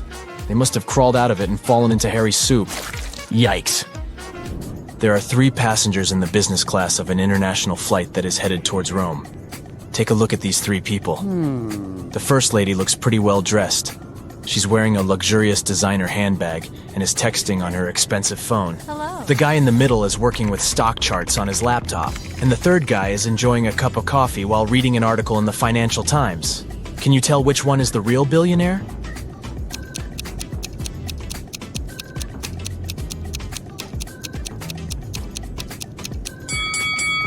Let's see.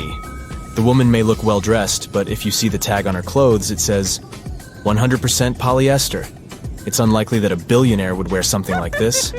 The guy working with stock charts is wearing old, ripped shoes. I doubt that's a fashion choice, so he's probably not a billionaire. That leaves us the last guy. If you look closely, the article he is reading is about him.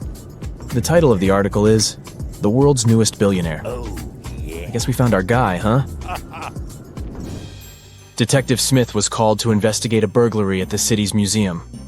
A priceless diamond disappeared, and the thief left no trace behind.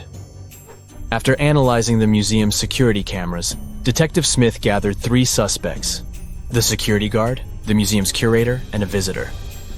The security guard said he only left his post during lunchtime, and he could swear that the diamond still wasn't missing at that time. The museum curator spent the day guiding a tour of the museum for a foreign group. They came to see the diamond at the beginning of the tour, and it was still shining bright in its place. The visitor said he only popped in for a quick visit and didn't even pass through the Metzi aisle where the diamond was kept. After these 3 interviews, Detective Smith found the thief. Can you tell who it was?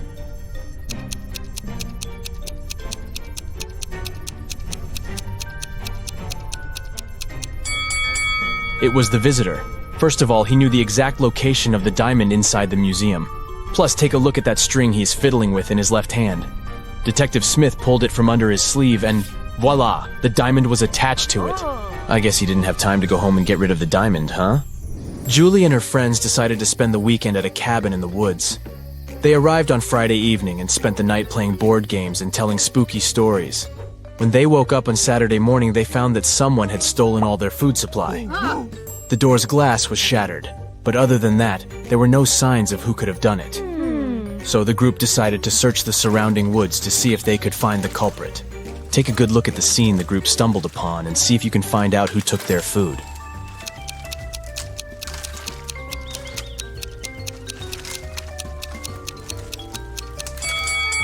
What's that at the left corner? Those look like bear footprints, huh? And not just one, but rather an entire family of bears. Oh, and they even left an Oreo wrapper on the ground as evidence. Yep, these grizzlies were the culprits for sure. Atlas woke up in the attic of an abandoned house. He tried to find a way out of the house, but all he could find was a room with 3 doors. Each door hid a different danger. The windows and floor behind the first door were made entirely of magnifying glass, which meant that the sunlight would probably burn him if he entered. The second door hid a room full of poisonous gas, and behind the third door was a hungry lion. What should Atlas do to escape?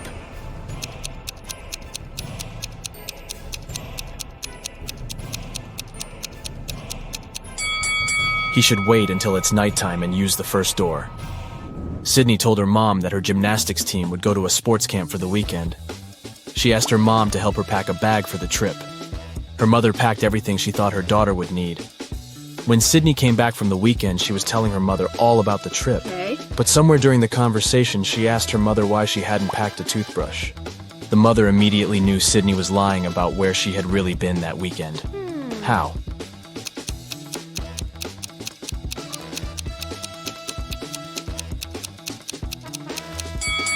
Because Sydney's mother did pack a toothbrush, but she put it under Sydney's gymnastics clothes. If Sydney had really gone camping, she would have used the clothes and found the toothbrush. Kimberly discovered 3 bags in an old attic along with a note. The note said that there were $1 million inside one of the bags. It also said that the 2 other bags were empty. She only had one chance to figure out which bag had the cash, and she could trust that one of the messages written on the bags was true. On the first bag, it said, "The cash is not here." On the second bag, it was written, "The cash is not here." The last bag read, "The cash is in the second bag." If you were Kimberly, which bag would you choose?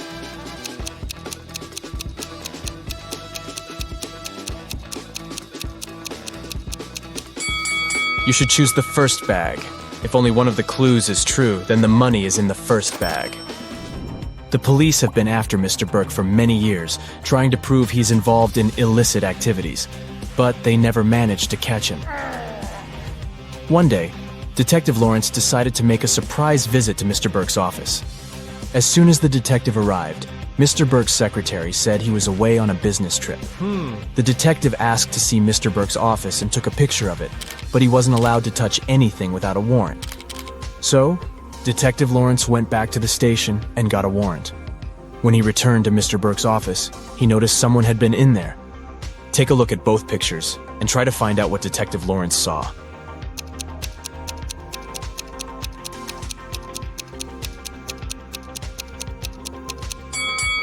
The desk lamp is tilted and the books are in different places.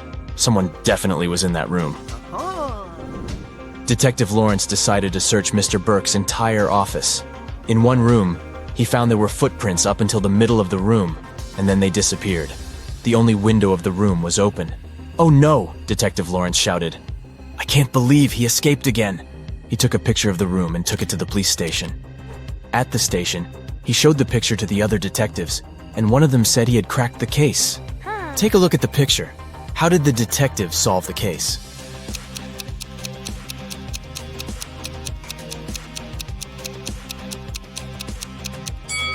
The detective understood that Mr. Burke was a shapeshifter. This explains why the footprints didn't reach the window. Plus, look at all the bird food on the floor. He probably shapeshifted into a bird and escaped. I feel your brain needs some nice tricky workout. I've got just the thing. Are you ready? Yeah. It was raining heavily in the evening. Lauren told her young daughters to go to bed. Sometime later, she went to check on them. As soon as she opened the door to their room, she realized that one of them had sneaked out and returned without her permission. Look at the room and try to figure out which girl it was.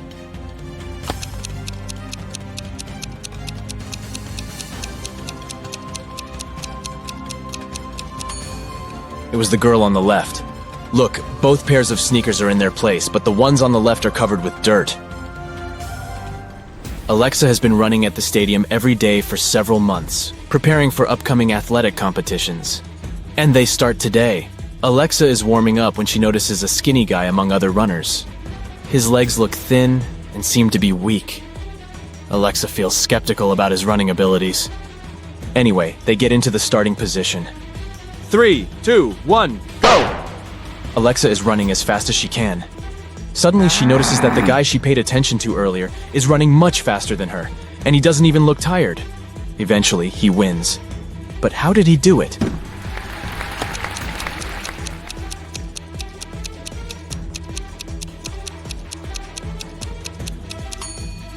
He's not a real athlete. In fact, he isn't even a human. He doesn't sweat, he doesn't blink, and he has 2 left hands. Yikes. A guy bought a fishing pole that was 6 feet 3 inches long. When he wanted to get on the bus with this fishing pole, the driver stopped him. The man told the guy that he couldn't take anything longer than 6 feet onto the bus. The guy went back into town and bought one more thing, and the driver allowed him on the bus. What did the guy buy, and what did he do with it?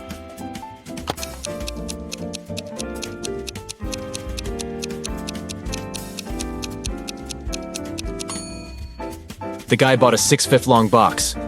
He put the fishing pole in it diagonally, and the entire package turned out to be only 6 feet long. Julia was angry with her boyfriend. She sent a message to her best friend who lived abroad. In this message, the girl complained about the mistakes the guy had made.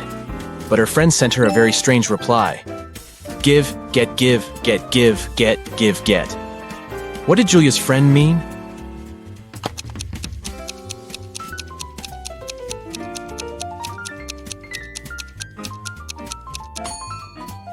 She wanted to say that Julia should forgive and forget. Gemma was a mermaid living in the Pacific Ocean. One day she was swimming near the surface when she spotted 2 handsome guys. Both of them seemed to be in trouble. Look at them attentively and try to figure out who Gemma should save first.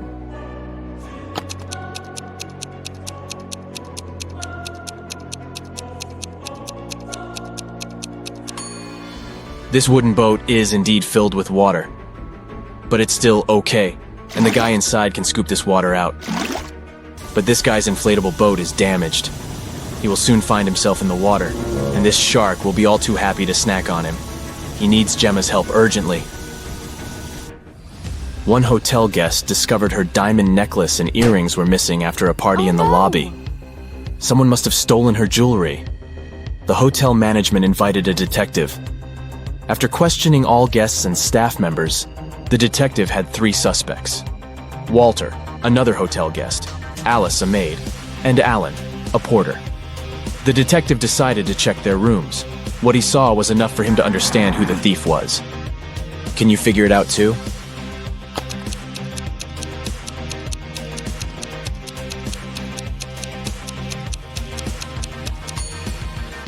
It's Alice. There's an already packed suitcase in her room. She's about to run away with the stolen jewelry. Galaxy Detective Varamcha was on a case. A spaceship was lost. Her partner, Galaxy Junior Detective Brightbulb, gave her a piece of paper. It was the location of the spaceship. This is what the slip had scribbled on it. Juice, umbrella, potato, ice, tomato, elephant, rice. Where do you think the spaceship is?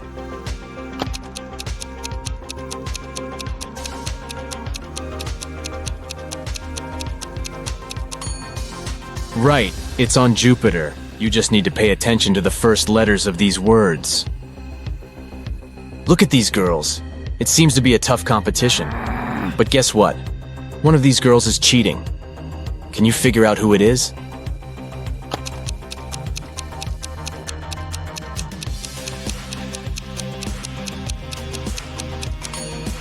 It's the girl on the left. Strangely, she doesn't look tired. Ah, do you see that USB port in her neck? She's a robot. Someone stole the money Adam kept in his safe. After watching the security footage, the police figured out that it had happened at midnight. They questioned 3 suspects. Julia said she'd gone to bed at 10 p.m. and fallen asleep right away. Parker told the detective he'd been watching TV from 11:45 p.m. to 1 a.m.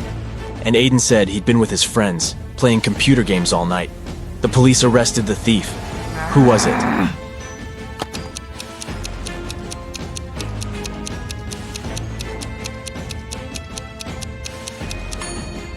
It was Parker. He was suspiciously specific about the time.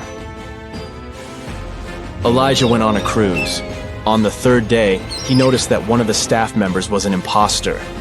Look at them attentively and try to guess who it is.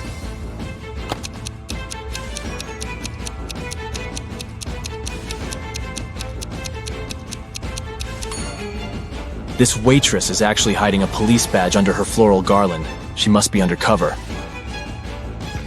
Samantha needed to check something online, but her phone's battery was flat. She grabbed her brother's device, but it was password protected. Suddenly, a hint appeared on the screen.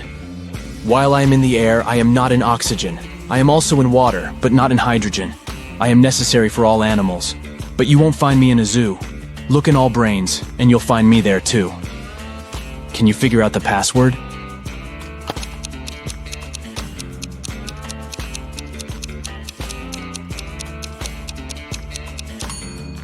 It's the letter A.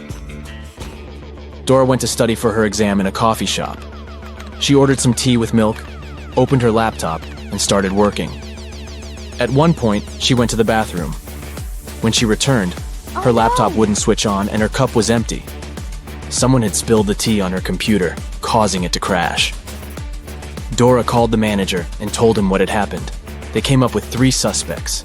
The barista said he had been extremely busy and hadn't seen anything. The supervisor said he was sorry the milk tea had spilled on the computer. He also promised to check if the insurance would cover the cost. The second barista was also sorry about her milk tea damaging the computer. He offered Dora to make her another cup while they were waiting for the police to arrive. The manager immediately understood who had ruined Dora's laptop. Have you figured it out?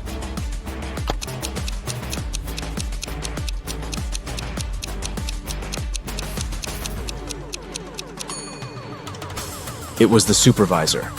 He couldn't have known the tea had milk in it. As for the second barista, he knew about the milk because he was the one to prepare Dora's order. Caroline went for a walk in the park, deep in her thoughts. The girl wasn't really looking where she was going. That's why she didn't notice a deep pit in the ground and fell into it. When she came round, she found herself in a strange room. There were no windows, no door. The girl saw a table with 3 apples on it. And was it a note? To get out of this trap, you've got to eat an apple, but only one of them isn't poisoned. Pick carefully. Caroline was terrified. But after examining the apples, she bravely bit into one of them. And nothing bad happened. Which apple did she choose?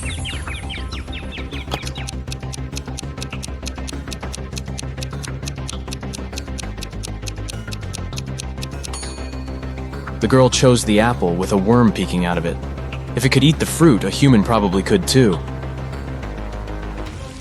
Detective Adam Bonders worked undercover at a luxurious resort. The police suspected that the hotel owners were involved in some shady deals. Adam's main task was to sneak into the manager's office and check the documents. But the door was locked, and there was a combination lock. Adam had to figure out the password. The detective knew he needed to solve a math riddle, and the answer would be the code. 1 plus 1 plus 1 plus 1 plus 1 1 plus 1 plus 1 plus 1 plus 1 1 plus 1 times 0 plus 1 equals. As soon as he punched in the code, the door opened. What was the correct number?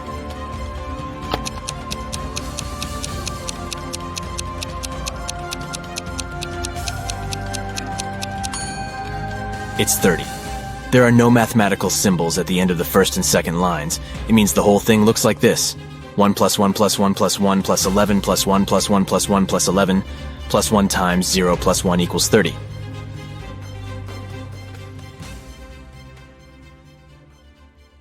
Marjorie owns a farm. There are 6 apple trees and 7 lemon trees on her land. Each apple tree has 12 fruits, and each lemon tree has 10 fruits. How many oranges are there in total?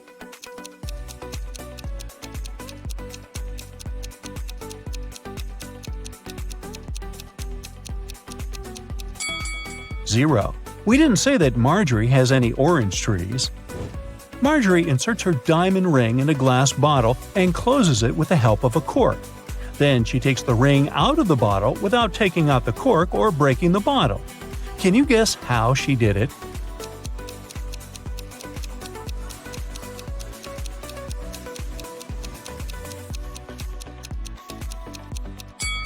Easy. She pushed the cork inside the bottle and then took out the ring. Marjorie lost her smartwatch somewhere in the fields. She uses her phone to detect the current location of her gadget. The phone draws 3 possible routes, but only one of them will actually take her to the smartwatch. Can you help Marjorie choose the right way?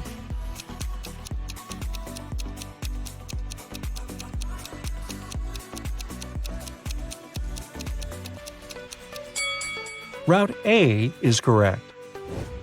Early in the morning, Marjorie enters one of the farm's barns. Oh no! Someone broke all the bottles with cherry juice. She asks her 3 workers to clean up the mess. Meanwhile, she interrogates them. "Who did it?" Marjorie asks. Frank replies, "Yesterday in the afternoon, I put all the cherry juice bottles on the shelves and left home. I don't know what happened." Phil says, "I didn't feel well last night, so I didn't touch the juice, and I went to bed early." And Anna says, "Yesterday I painted the fence all day. I didn't even enter the barn." Who's lying?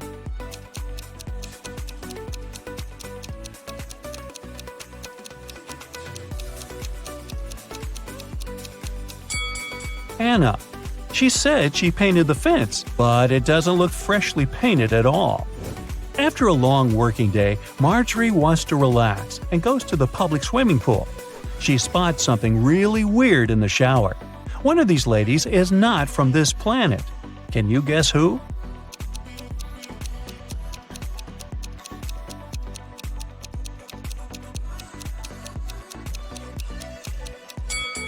The third lady.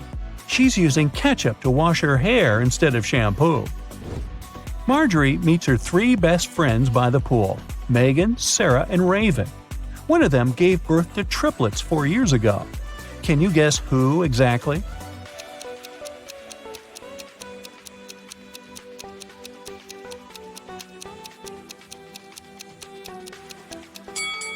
Raven. Take a look at her hands. She's wearing 3 DIY bracelets with the word Mom.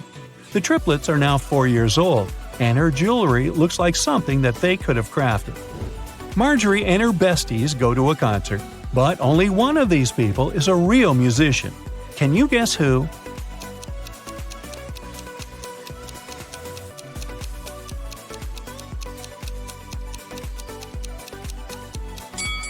It's the second guy.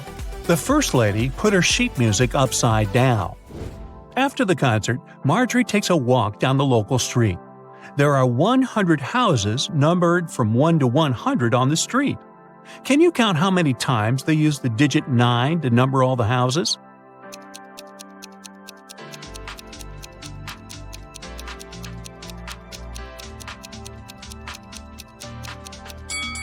The correct answer is 19. The mystery can be solved using simple math. The digit 9 should occur in the following numbers. All we need to do is to count the number of 9s in this sequence. Marjorie comes home late at night and sees something creepy in her living room. Can you see it too?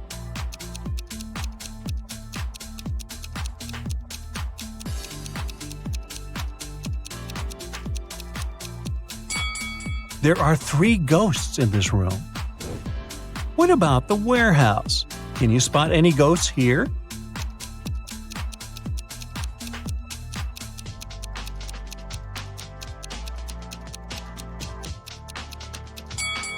Hello?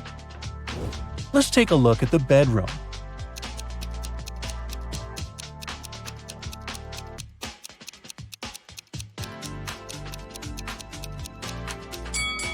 Ooh, there are 5 ghosts. Can someone call Ghostbusters? The next morning, Marjorie goes picking apples on her farm. Suddenly, someone spills cherry juice on her head. She noticed that someone climbed on a tree to pull that prank, but she didn't see this person's face. So Marjorie interrogates 3 people working on the farm that day. Frank says, "I was watering vegetables far away from the apple trees." Phil says, "I was in the kitchen preparing ingredients for the lemon jam production, just like you asked me."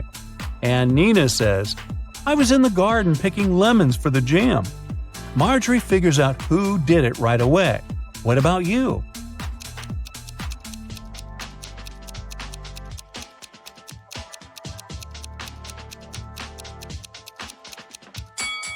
It was Phil. He tore his shirt and a piece of fabric got stuck on the branch of an apple tree. A group of tourists arrives at the farm and Marjorie gives them a fun tour. Unfortunately, one of these guests is a thief. Can you guess who?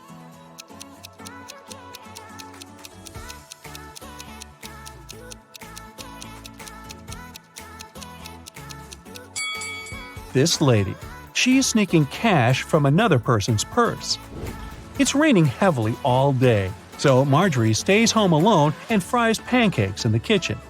Suddenly, she realizes that she had forgotten to switch off the TV in the living room and goes there. In a minute, Marjorie returns to the kitchen and gets speechless. Why? Can you guess?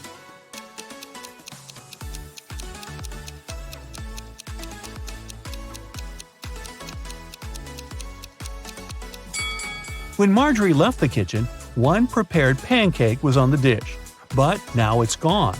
All the windows are locked. So, who did it? Suddenly, Marjorie hears weird sounds from the basement.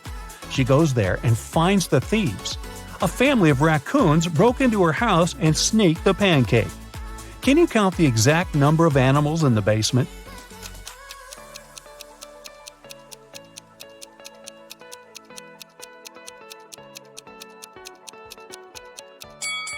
The task was to count the number of all animals, so the correct answer is 7. There are 4 raccoons, 1 cat, and 2 rats. The next day, Marjorie goes into her sunflower field to check how the flowers are doing. Can you spot what's odd here?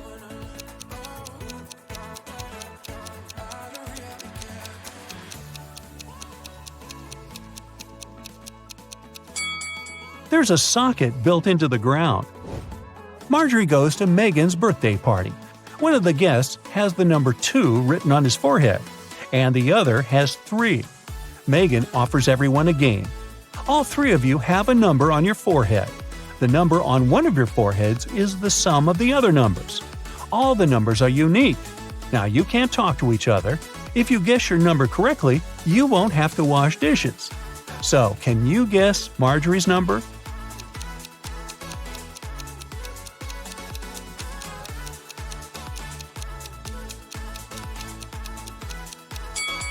It could either be 1 or 5, but if her number was 1, the guy with 3 would see that and guess his own number. Therefore, Marjorie has the number 5 on her forehead.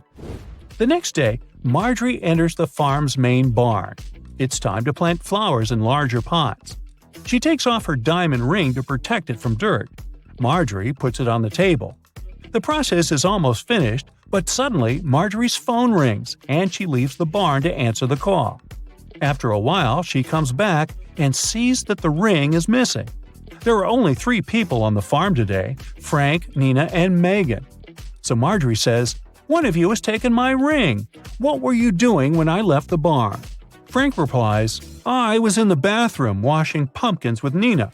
Nina replies, "Yes, we were washing the vegetables." And Megan says, "I was just taking selfies with pumpkins. Who took the ring?"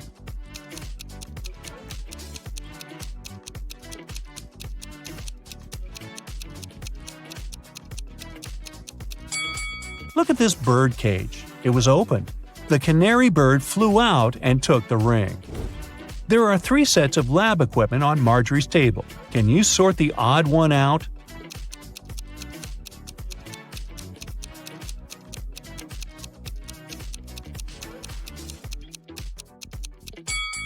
This one doesn't have a flame. Marjorie throws a harvest festival at her farm. Her friends and coworkers chill all together. Can you spot any zombies among them?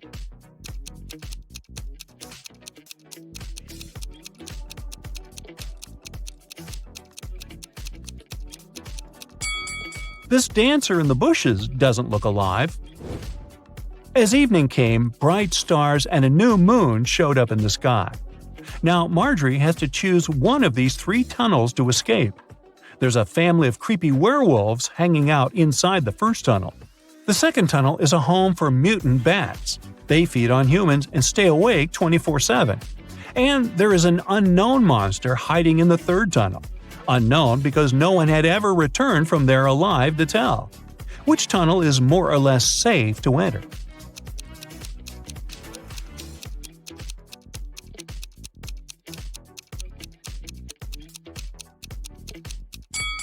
Marjorie should choose the first tunnel.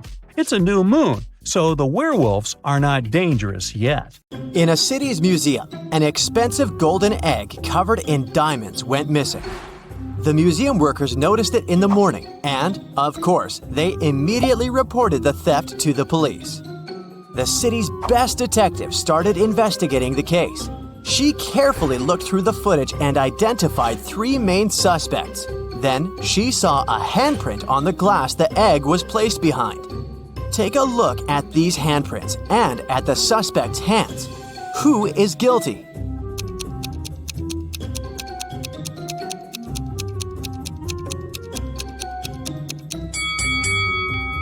It's this person right here. Look, the prints of the fingers aren't full because something came in the way. This person is wearing rings right there, so it's their print. In a little town, someone stole an expensive silver collar for a cat, covered in diamonds and precious gems. The shop's owner called the police, and the investigation started. There were 3 suspects. Mr. Johnson said, I came to look for earrings for my daughter's birthday. We don't have any pets. Mrs. Martin said, I got a bracelet for myself. I didn't steal anything. Mrs. Tanner said, I have no idea what you're talking about.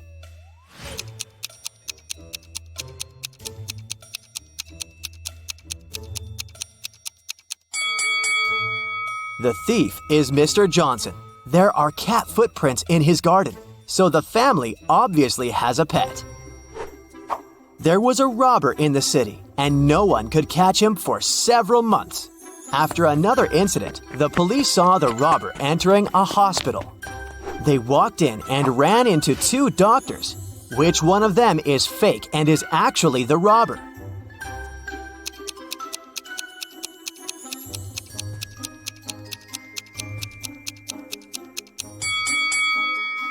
It's this guy, the one who's wearing headphones instead of the stethoscope.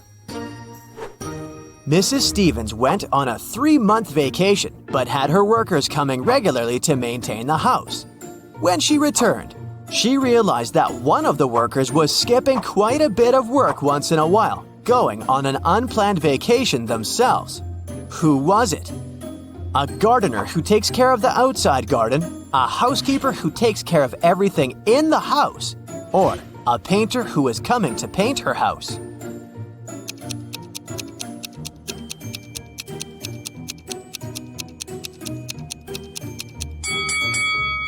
It's the housekeeper. Look, the houseplant's dried out. Seems like he skipped a couple of weeks of work and probably only cleaned the house right before Mrs. Stevens returned. Do you think you can figure out who the bride of this man is?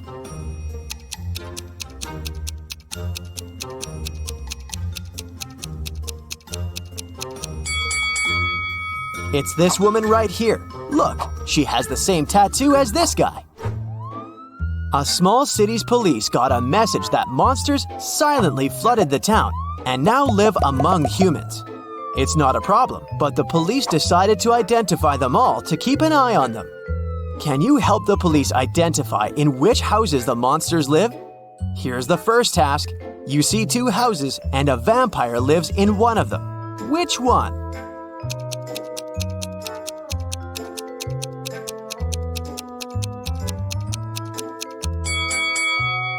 It must be this house, the dark one where the blinds are closed on all the windows. Vampires don't like sunlight. Okay, the next task is to find the house of a mummy. Here are 2 possible options. Which house does the mummy live in?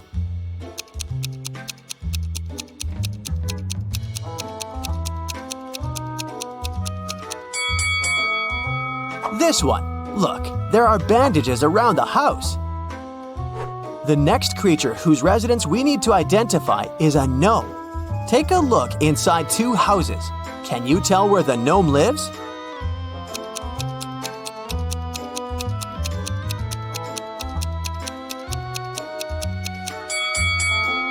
Probably in this house. All furniture is smaller and placed way lower than in the other house, so it must be the residence of someone small, like a gnome. Now, we need to find the house of a centaur. Take a close look at both houses. Can you identify the one?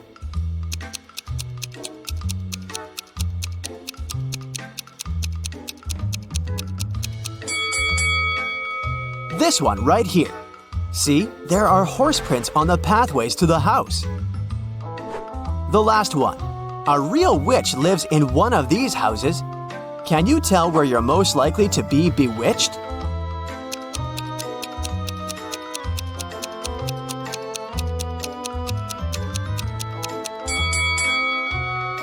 Did you notice this cute black cat? That's a famous witch sidekick, so my bet is on this house. On a cold January night, Delaney was found unconscious in the cloakroom. when her best friend Jane came looking for her. She was at a house party with a bunch of college students. The police interrogated several students, asking where they were around the time of the accident. Allison said, "I was upstairs all the time, dancing with my friends." Liam said, "I went to a kiosk to pick up some candy for my girlfriend. There were only drinks and chips." Oliver said, I was talking to a girl. She seems to like me. Who should have been taken to the police station?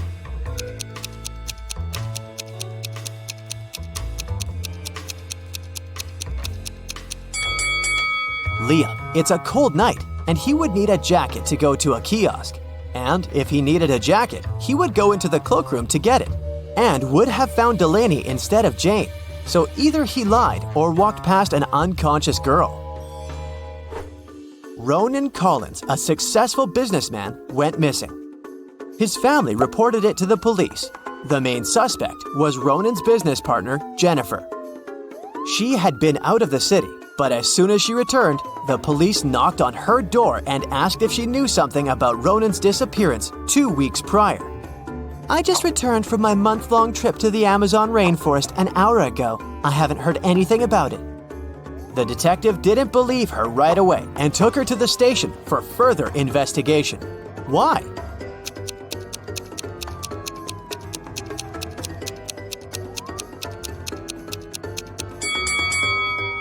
From the photos, we can clearly see that Jennifer dyes her hair. She says that she just returned from her trip, which was a whole month long. But her hair is perfectly dyed. Some roots would grow out, so she's lying at least about something.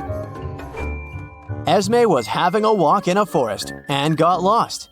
But she found the house of a witch, walked in, petted her black cat, and asked the witch to take her home. The witch was busy operating on a frog, a rat, and a crow.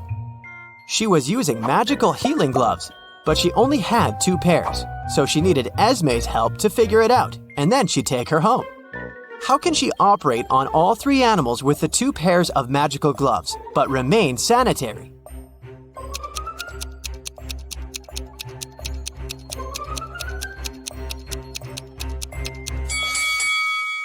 The witch should operate on the frog wearing the first pair of gloves over the second one. Then, she should operate on the rat using just the second pair. Finally, she should operate on the crow wearing the first gloves inside out, worn over the second glove. Detective Callum had to travel to a small neighboring city where dogs were being kidnapped every night, right out of the house. There were already 4 of them missing, and all of them were living on the same street. Mila was kidnapped first, then Karma the next night. After that, it was Jake, and then Mr. Sniffer. There were just 3 dogs left that lived on the street. Can you figure out which dog is going to be the next target?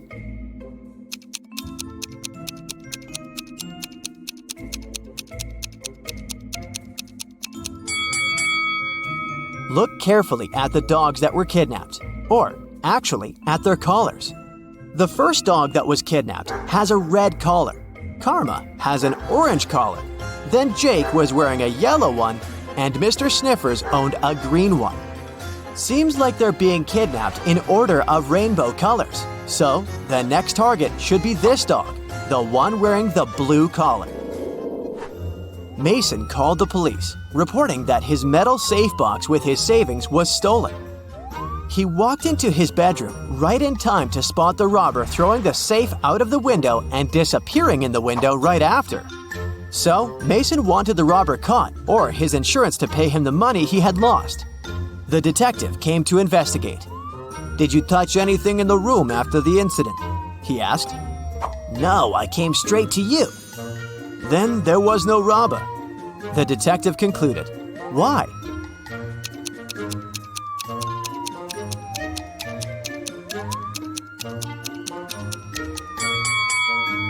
The robber couldn't go out of the window without stepping on the bed that was standing right by the window, but the bed is perfectly made. How is it possible if Mason didn't touch it?